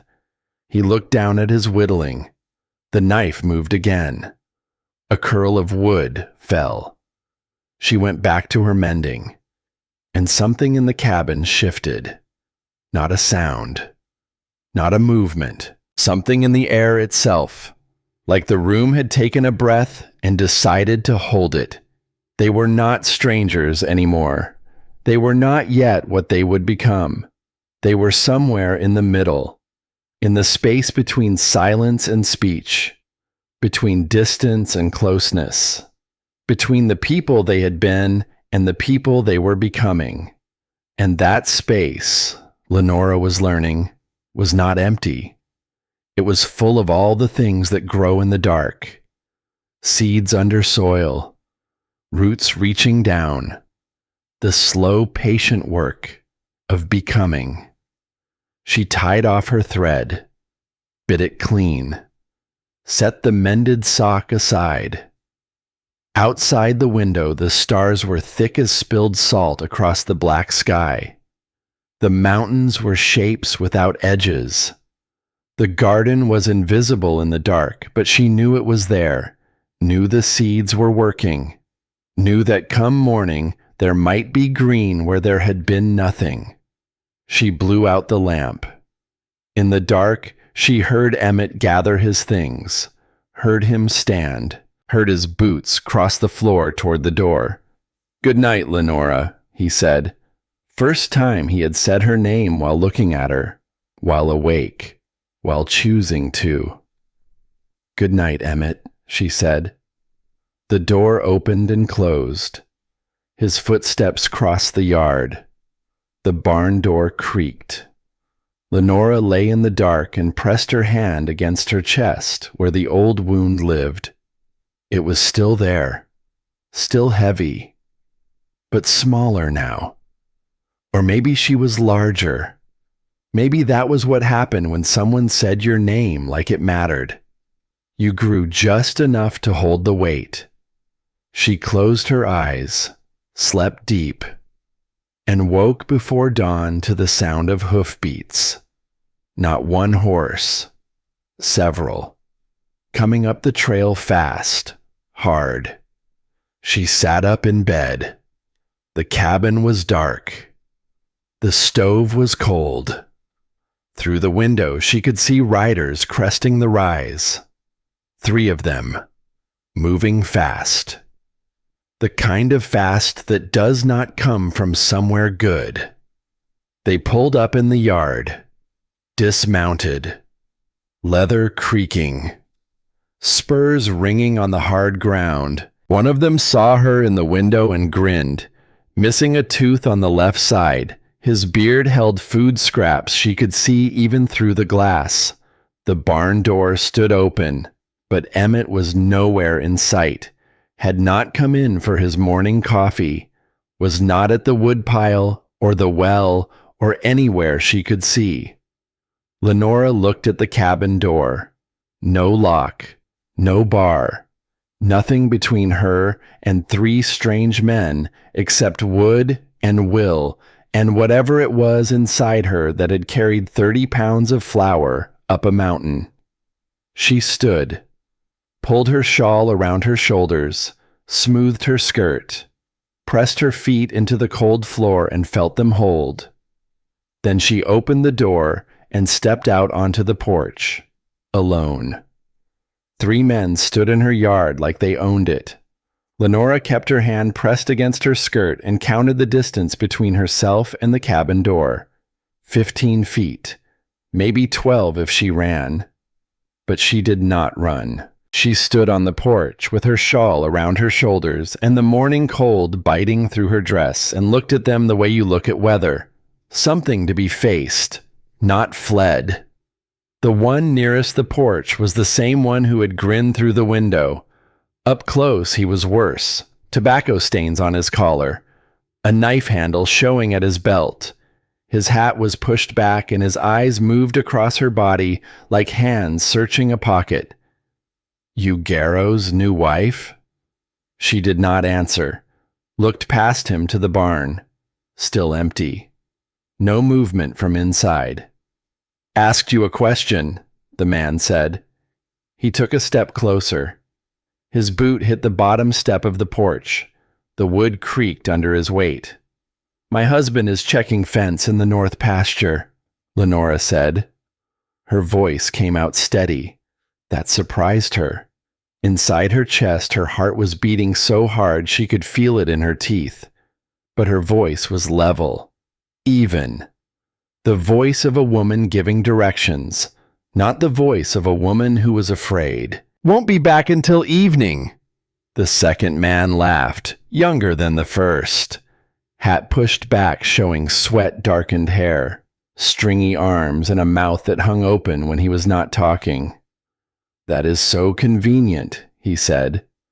The third one had not spoken.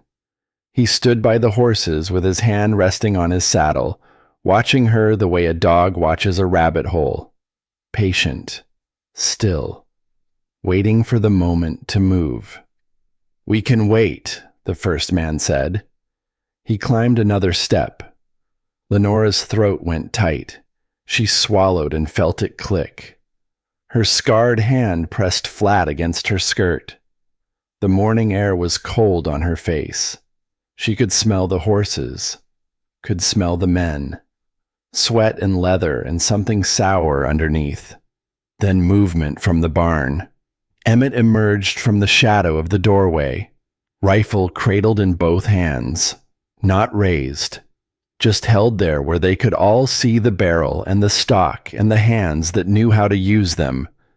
The men turned. The one on the steps stopped climbing. His smile stayed on his face, but his eyes changed, went from hunger to arithmetic, calculating the distance between himself and the rifle and the odds of what would happen if he kept moving. Emmett crossed the yard. His boots made no sound in the dust. The rifle stayed level, not pointing at anyone. Not yet. Just ready. The way a promise is ready, before it becomes a threat. Lenora saw his jaw set, saw the muscle jump in his cheek, saw his thumb find the hammer and rest there. She knew that look. She had not known him long, but she knew that look. He was going to shoot. Maybe not first, but he was ready to finish it. She stepped off the porch, put herself between Emmett and the strangers, her body in the line between the rifle and the men, her back to the barrel, her face to the teeth and the knives and the sour smell. "There is coffee," she said, "if you want it." The words hung in the air like smoke from a chimney on a still morning. Nobody moved. The first man blinked, looked from her to Emmett to her again. His mouth opened. "What?" Lenora smoothed her skirt with her good hand. The other one throbbed against the fabric. "I just made a pot. And there are biscuits left from breakfast. You can sit if you like. I will bring cups." Behind her, she heard Emmett take a breath, heard him start to speak. "Lenora." She did not turn around, kept her eyes on the strangers, on the teeth and the knives and the young one with his mouth hanging open. She walked past them. Her legs shook, but she kept them straight, climbed the porch steps, went inside. The coffee pot sat on the stove where she had left it, still hot. She found 3 clean tin cups, set them on the wooden tray she had found in the corner cupboard weeks ago, added the biscuits from the covered plate, 4 of them, hard from sitting since morning.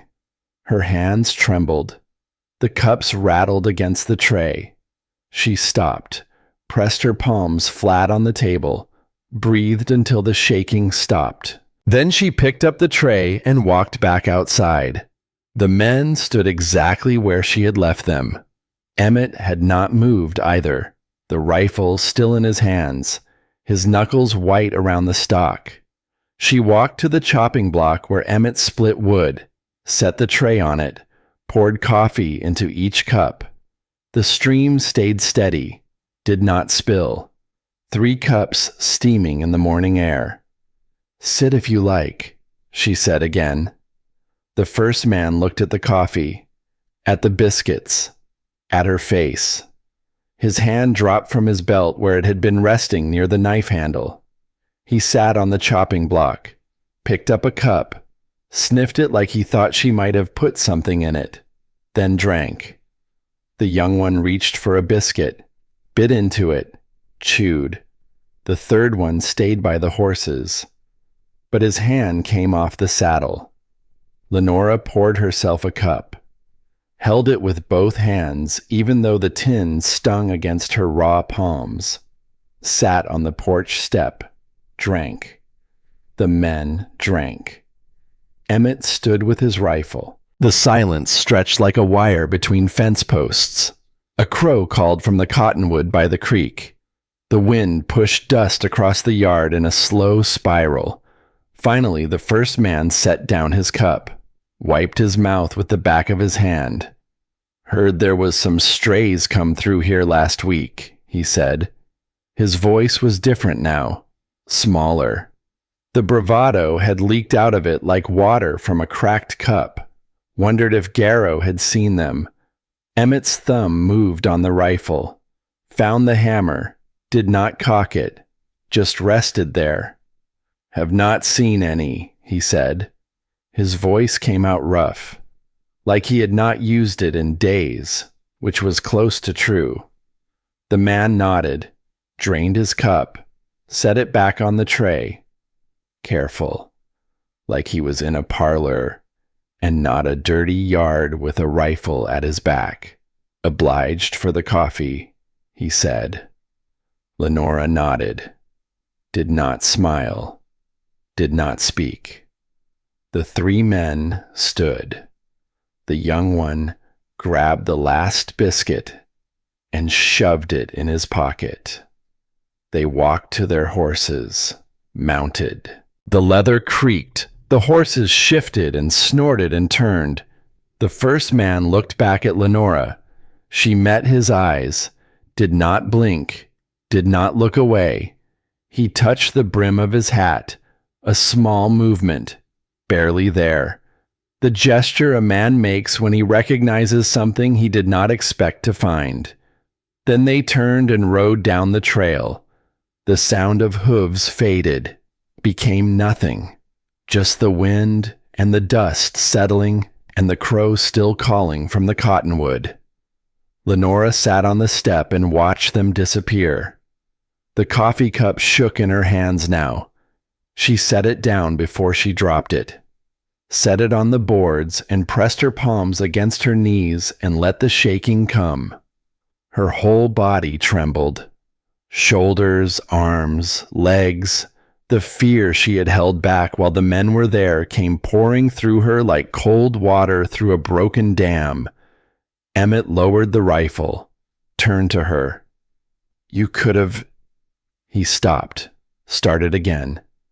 "They were leaving," Lenora said. Her voice shook now too. The steadiness was gone, used up. "You do not know that. I do now." He stared at her. The rifle hung loose in one hand. The other hand opened and closed at his side, opened and closed. "They could have hurt you. Could have. I was ready to—" "I know." He set the rifle against the porch rail, ran his hand over his face. It came away wet. Not rain. The sky was clear from horizon to horizon, blue and empty and wide. "Why did you do that?" Lenora looked at the empty trail, at the dust still settling where the horses had been. "Violence is easy," she said. "This way they will tell others you are not alone here anymore." They did not see a target. They saw a woman who was not afraid, and a man who did not need to prove anything. They saw a home. Emmett sat down on the step beside her, not touching. A foot of space between them, but closer than he had sat since the fever broke.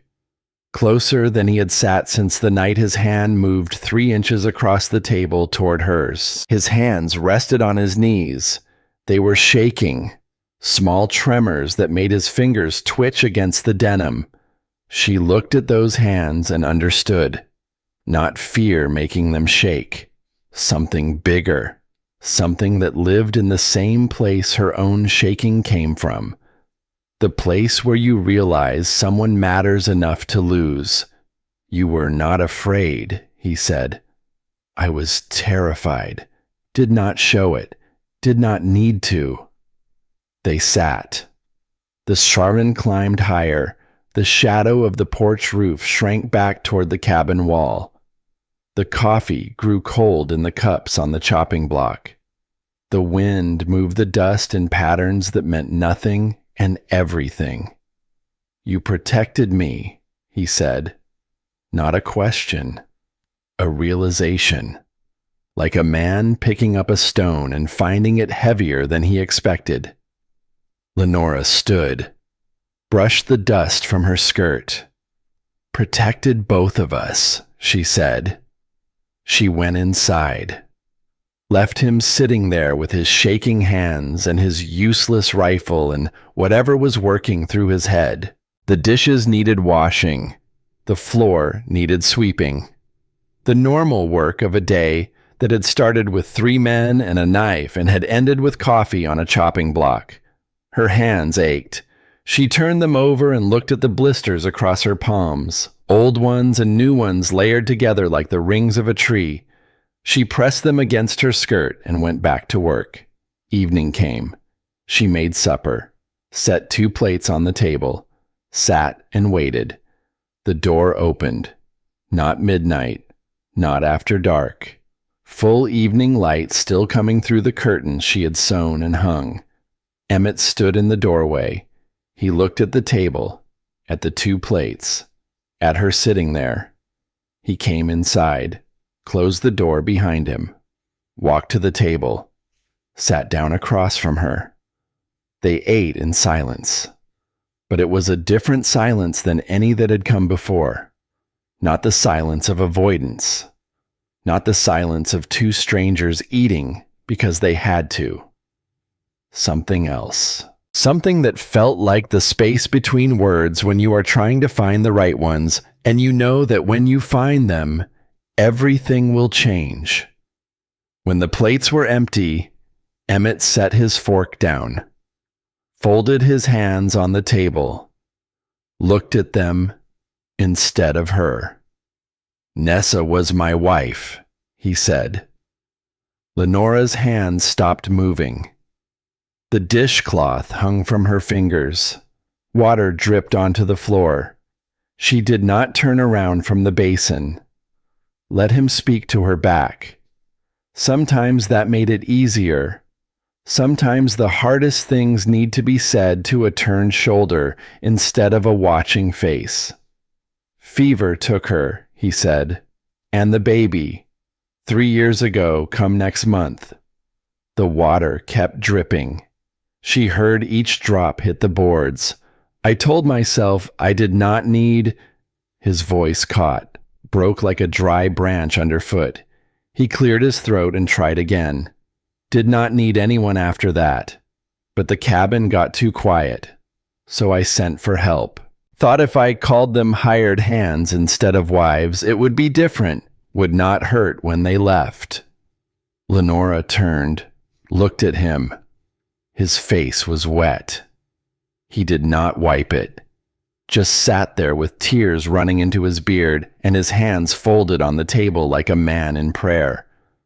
But I could not. He gestured at nothing, at everything, at the cabin and the curtains and the plates and the stove and the doll on the windowsill and the hairbrush on the mantel and all the small things that made this place more than a box of logs. Could not let them be her, could not let them not be her.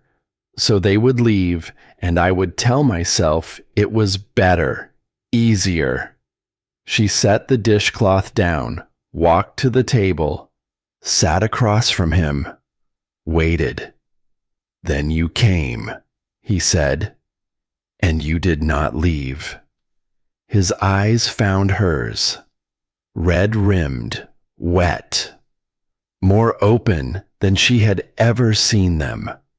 The wall was down, not cracked, not leaning, down, flat on the ground like a fence after a storm. And I did not know what to do with that.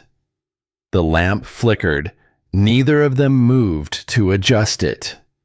"She was good," he said. "Nessa, quiet." She laughed at things that were not funny, made faces when she did not like the food but ate it anyway. She would hum while she worked. No real tune, just sound. He pulled out the chair beside him, not across from him, beside, as if the distance of the table was too much for what came next. "The baby came early," he said, "too early. She knew. The midwife knew. But we tried anyway." His fingers spread wide on the wood, pressed down. 3 days, she labored. Baby came blue. Never breathed. Never made a sound. The lamp flickered again. Lenora reached over and turned up the wick. The light grew steadier. She owed him that much. Steady light for the hardest words. "Nessa held her," Emmett said. "Just held her. Would not let go. I had to." His voice broke clean in half. He cleared his throat. Had to take her from Nessa's arms. To wrap her. To bury her. His hands curled into fists on the table. Nessa followed 2 days after. Fever in the blood. The doctor said childbed fever. Nothing to be done. She called for me at the end. That is what the midwife told me after. Kept asking when I would be home. Kept saying I promised I would be there. He looked at Lenora. His eyes were not just wet now. They were drowning. I was not there, he said. Day the baby came. I was in the north pasture. Fence was down. Stock getting out. I thought I had time. Thought I would fix it quick and get back before... He stopped, breathed. The breath rattled in his chest the same way it had rattled during the fever. The sound of a man fighting for air. I was fixing a fence while my wife died calling my name. The silence that followed filled the cabin. Heavy, dense. The weight of 3 years of carrying that sentence alone. Of waking up every morning and hearing it before his feet hit the floor. Of going to sleep every night with it sitting on his chest like a stone he could not roll away. That is why the garden is dead, he said. Nessa planted it, tended it, said she wanted fresh herbs for when the baby came, for when she was nursing. He looked at Lenora. The other women, he said. I brought them here thinking if I needed help instead of company, it would not hurt. But every time one of them tried to clean or cook or fix something, all I could see was Nessa doing it. And when they could not be her, when they did not hum or make faces or laugh, I made it so they would leave, gave them the weak provisions, waited for them to go. His fists uncurled, his hands lay flat again on the wood. But you did not go, he said. You stayed and you worked, and you did not try to be anyone but yourself. And that scared me, worse than anything. Why? Because if I let you stay, if I let you in, then I have to admit Nessa is really gone. That I cannot keep her alive by keeping everything the same, by keeping everyone out. Lenora stood, walked to the windowsill where the cloth doll sat, clean and pale in the lamplight. She picked it up, held it in both hands, felt how light it was, how carefully it had been made. Those small, even stitches. That one remaining button eye.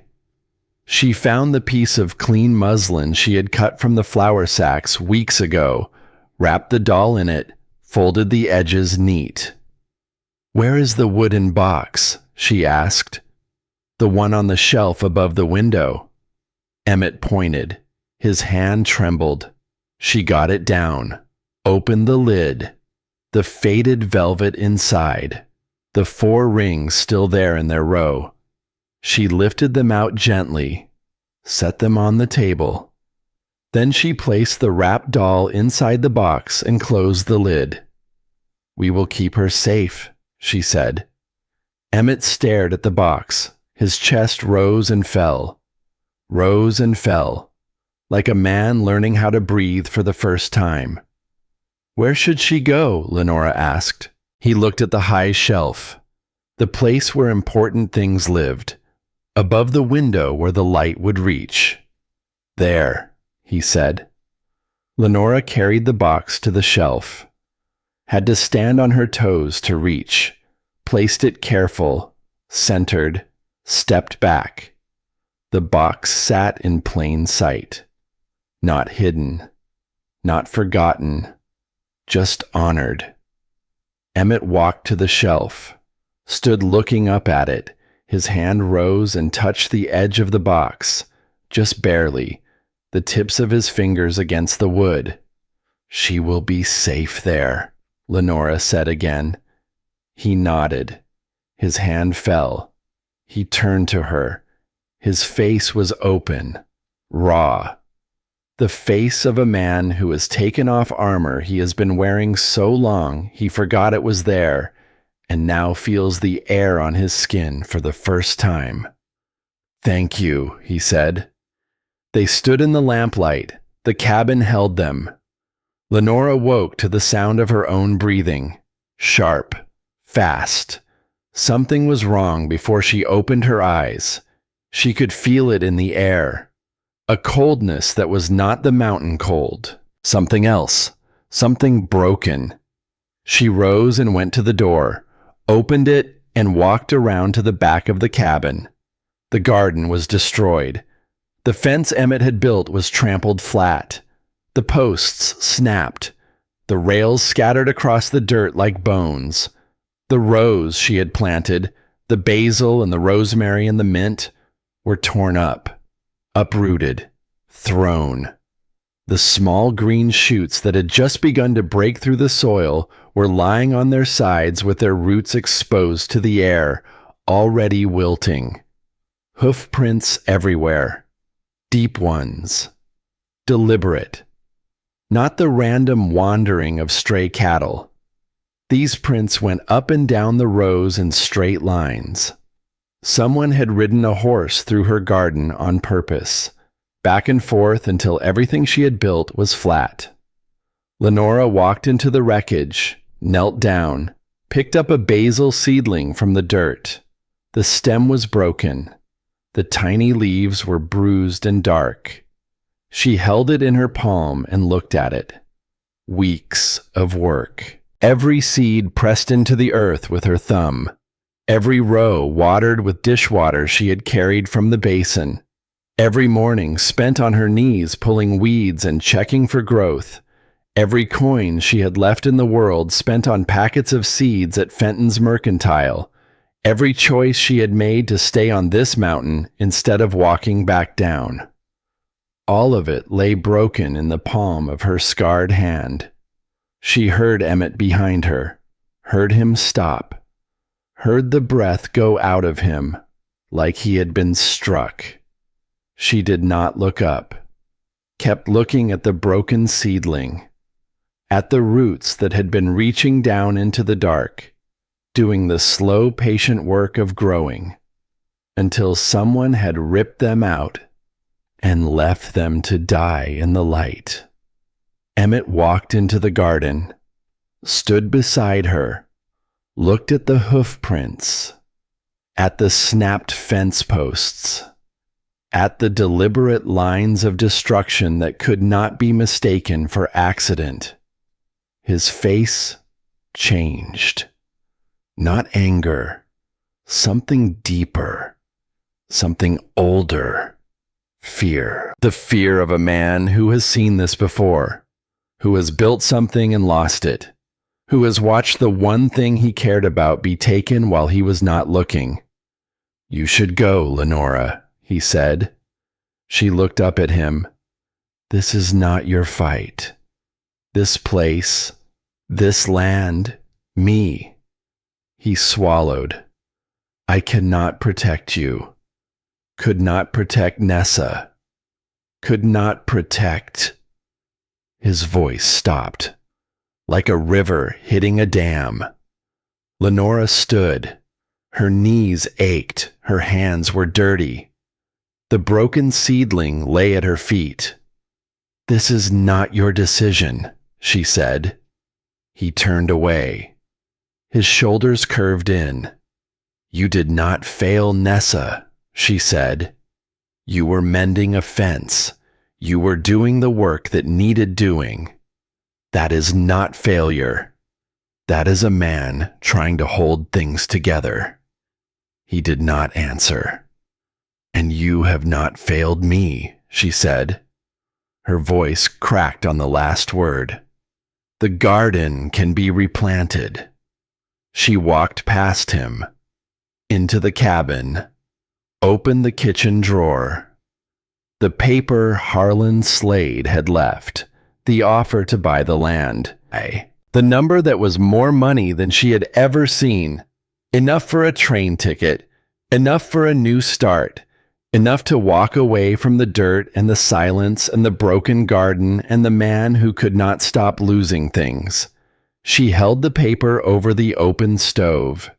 The heat from the coals rose and curled the edges. She let go.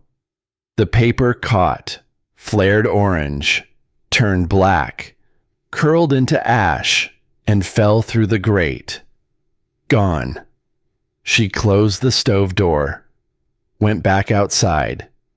Emmett stood where she had left him, in the middle of the ruined garden, his hands at his sides, his face turned toward the mountains like he was looking for something that had been taken from him a long time ago. Lenora knelt down in the dirt, started pulling the broken fence rails aside, stacking them, clearing a space. Emmett watched her. She did not stop, did not look up, just worked. The way she had worked every day since she arrived on this mountain, the way she would work every day after. Because that was what she knew how to do. Not grand gestures, not speeches, just the next thing, and the thing after that. The sun moved across the sky. The shadows shifted. Lenora cleared the debris, straightened what could be straightened, saved the seedlings that still had roots intact, set them in a bucket of water in the shade where they might survive if she was lucky, and the mountain was kind. Evening came. The light went orange, then gold, then the long purple that meant the day was almost done. Emmett came around the corner of the cabin. He had been gone for hours. She had heard the horse leave and come back, did not ask where he had been. He stood at the edge of the garden and looked at what she had done, at the cleared ground, at the stacked wood, at the bucket of seedlings in the shade. Lenora sat back on her heels, looked up at him, dirt on her face, hair falling out of its braid, hands raw and bleeding in the old places and some new ones. She did not say anything about the garden, did not say anything about Slade or the paper she had burned or the men who had ridden through her work like it was nothing, did not say anything about fear or loss or starting over.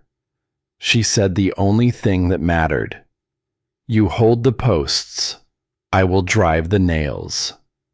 Emmett looked at her face, at her hands, at the dirt and the blood and the broken garden and the bucket of seedlings that might still live if someone cared for them. He looked at her for a long time, long enough for the light to change, long enough for the first star to appear above the ridgeline. Then he went to the barn and came back with the hammer. They built the fence. At a first light, Emmett dug the post holes while the ground was still soft from the dew. His arms drove the shovel down, and the earth gave way in dark, wet chunks. He set the posts deep, deeper than the first fence, deeper than any fence he had built before, like he was planting them in the center of the earth where nothing could pull them out.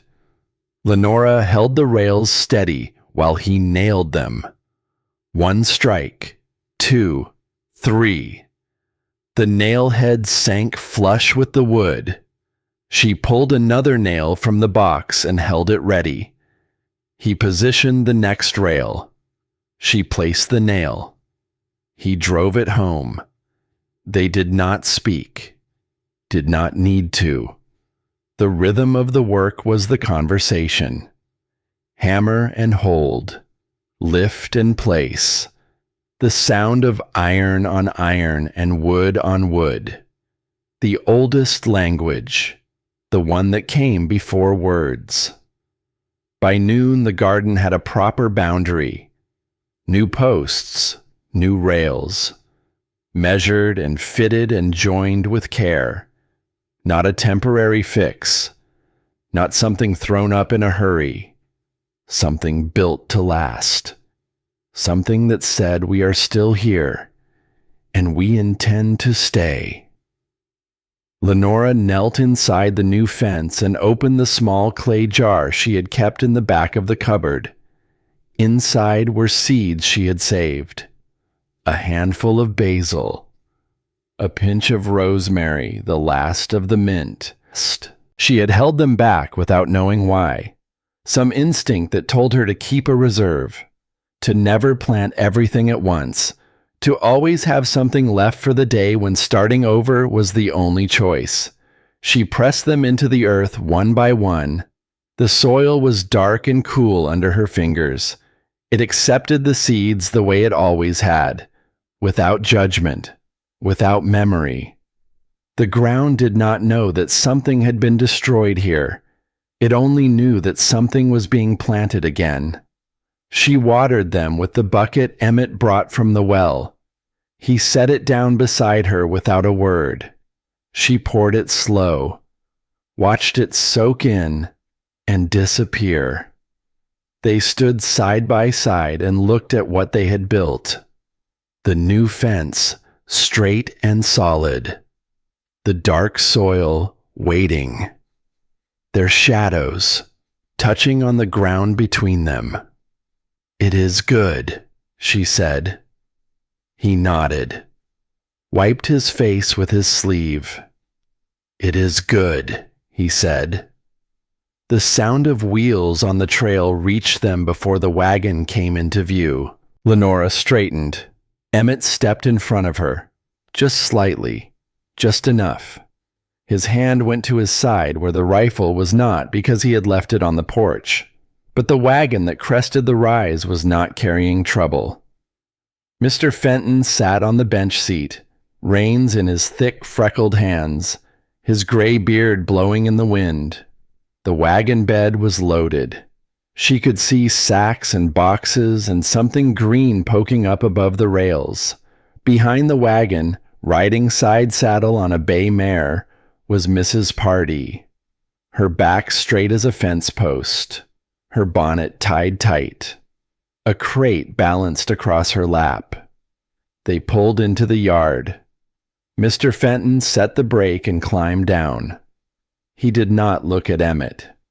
He looked at Lenora, at her dirt-covered dress, at her raw hands, at the new fence behind her.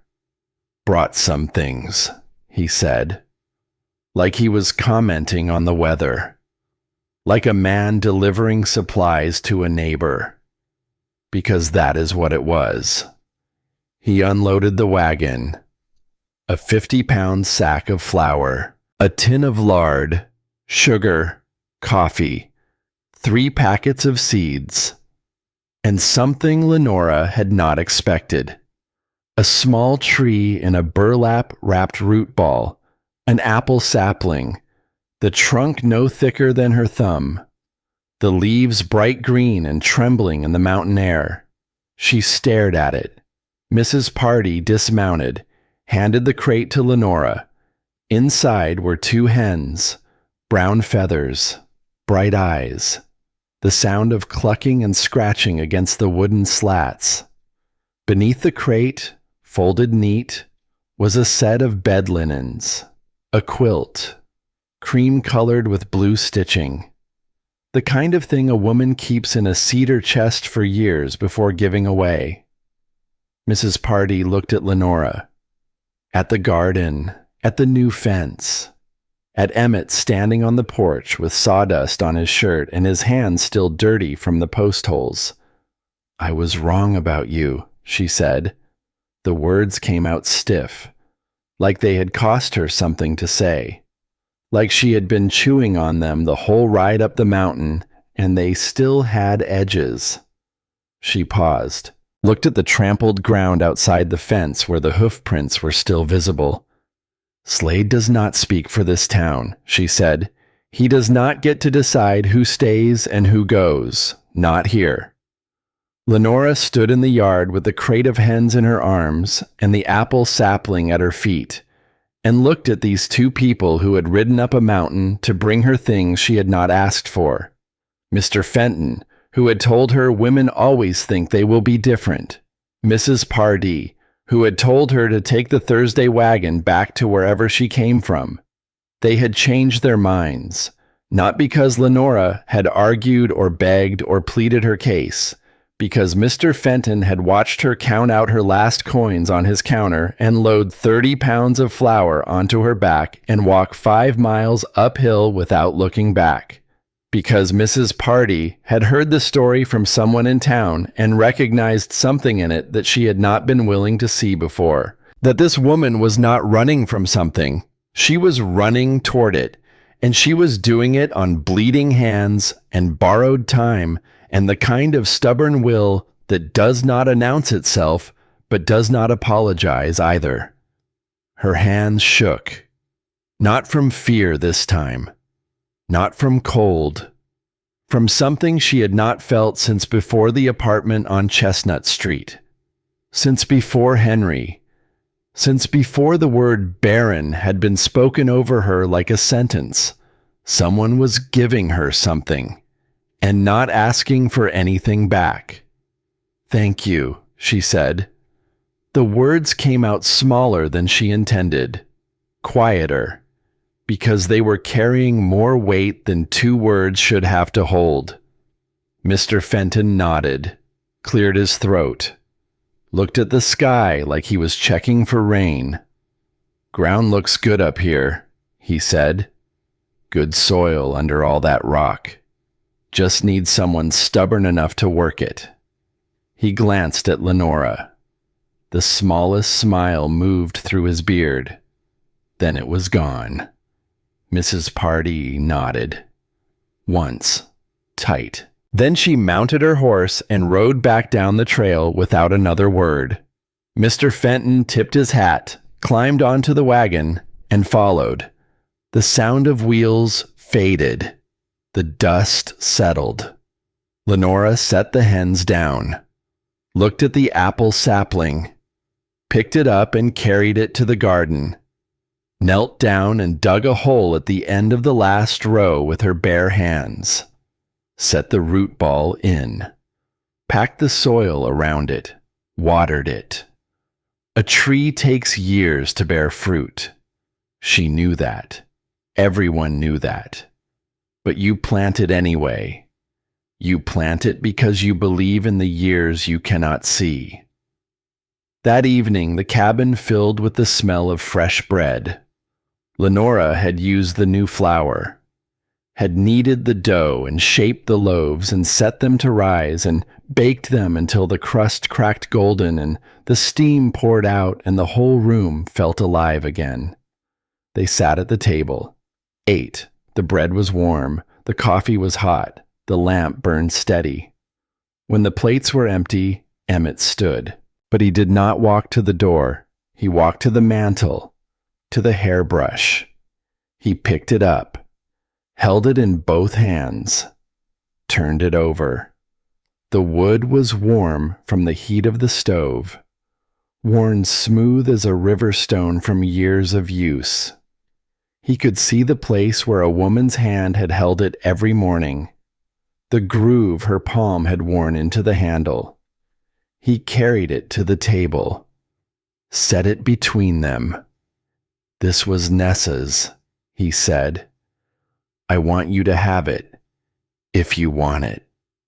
Lenora reached across the table, picked up the brush, felt the weight of it in her hand, the smoothness of the wood, the softness of the bristles, shaped by someone else's hair for years and years.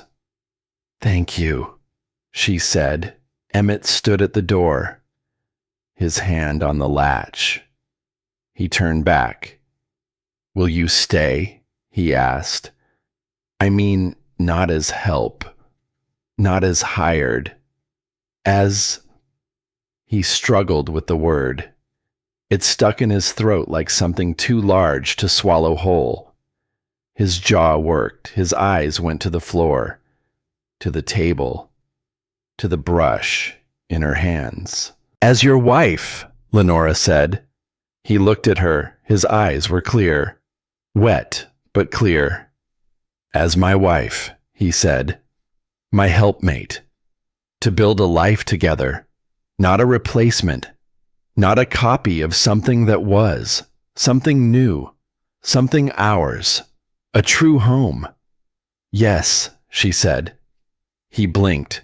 His breath came out rough, like he had been holding it without knowing. You do not have to answer now. You can think about it. I do not need to think. Yes.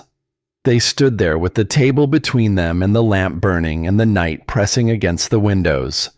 He did not cross the room, did not reach for her, just stood with his hand on the latch and looked at her like he was memorizing her face.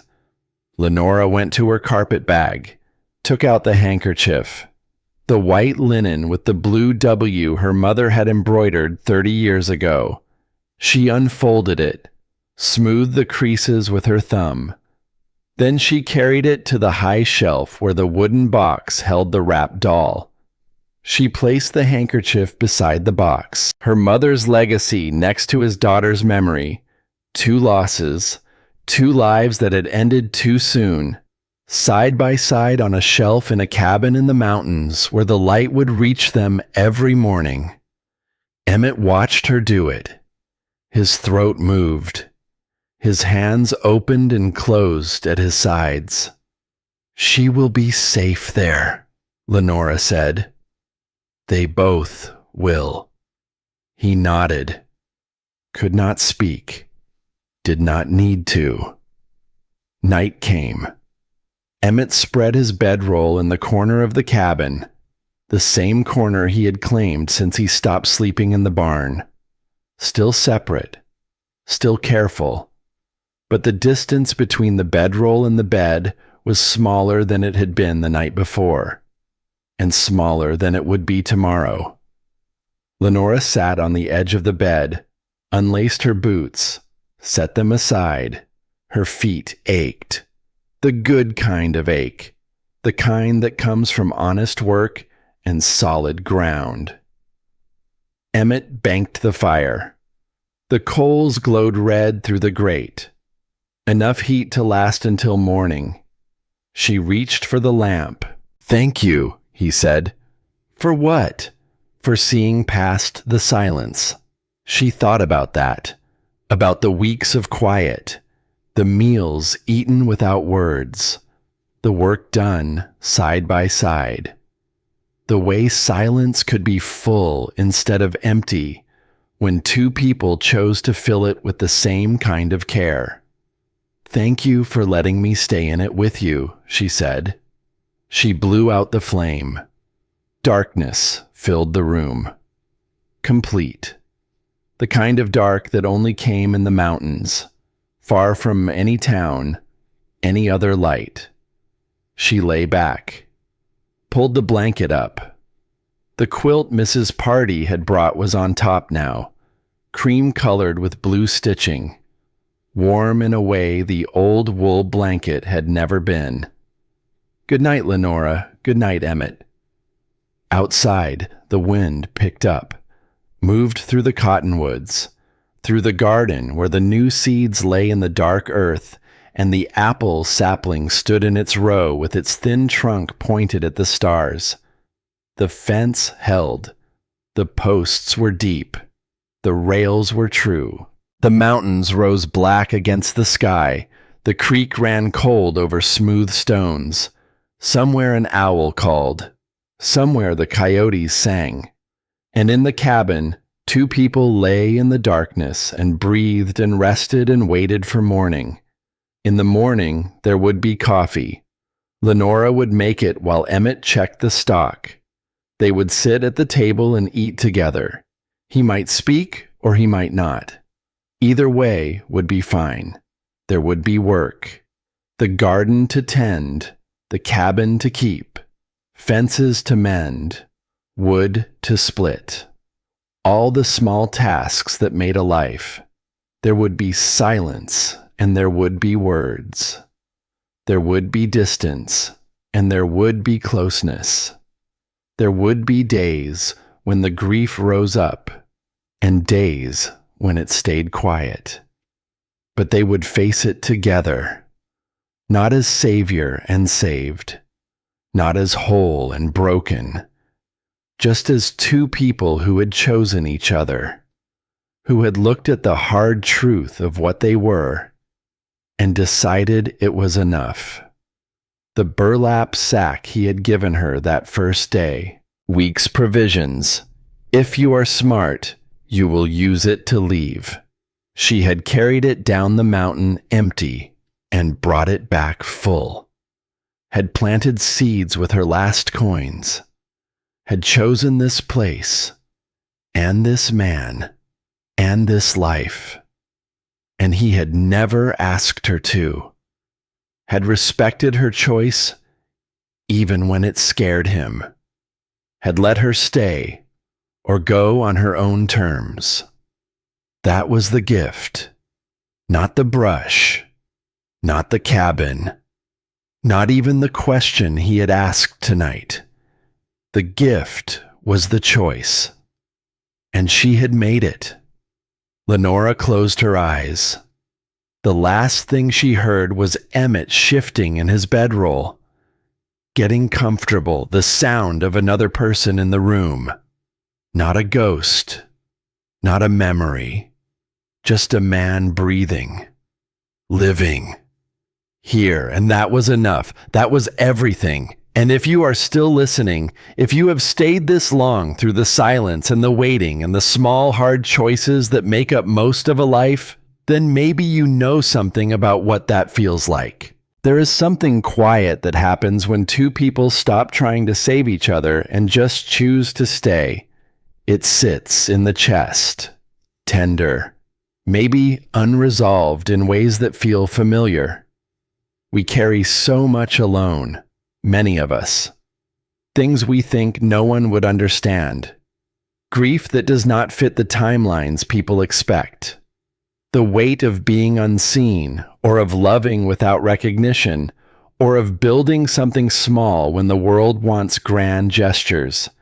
Some of us know what it is like to plant seeds in hard ground and not be sure they will ever break through. To offer kindness when it is easier to close the door. This story does not tie itself into a neat bow. Emmett and Lenora do not become different people. The cabin is still just a cabin. The silence still holds ghosts. And perhaps that is all right. Perhaps some things are allowed to rest unfinished.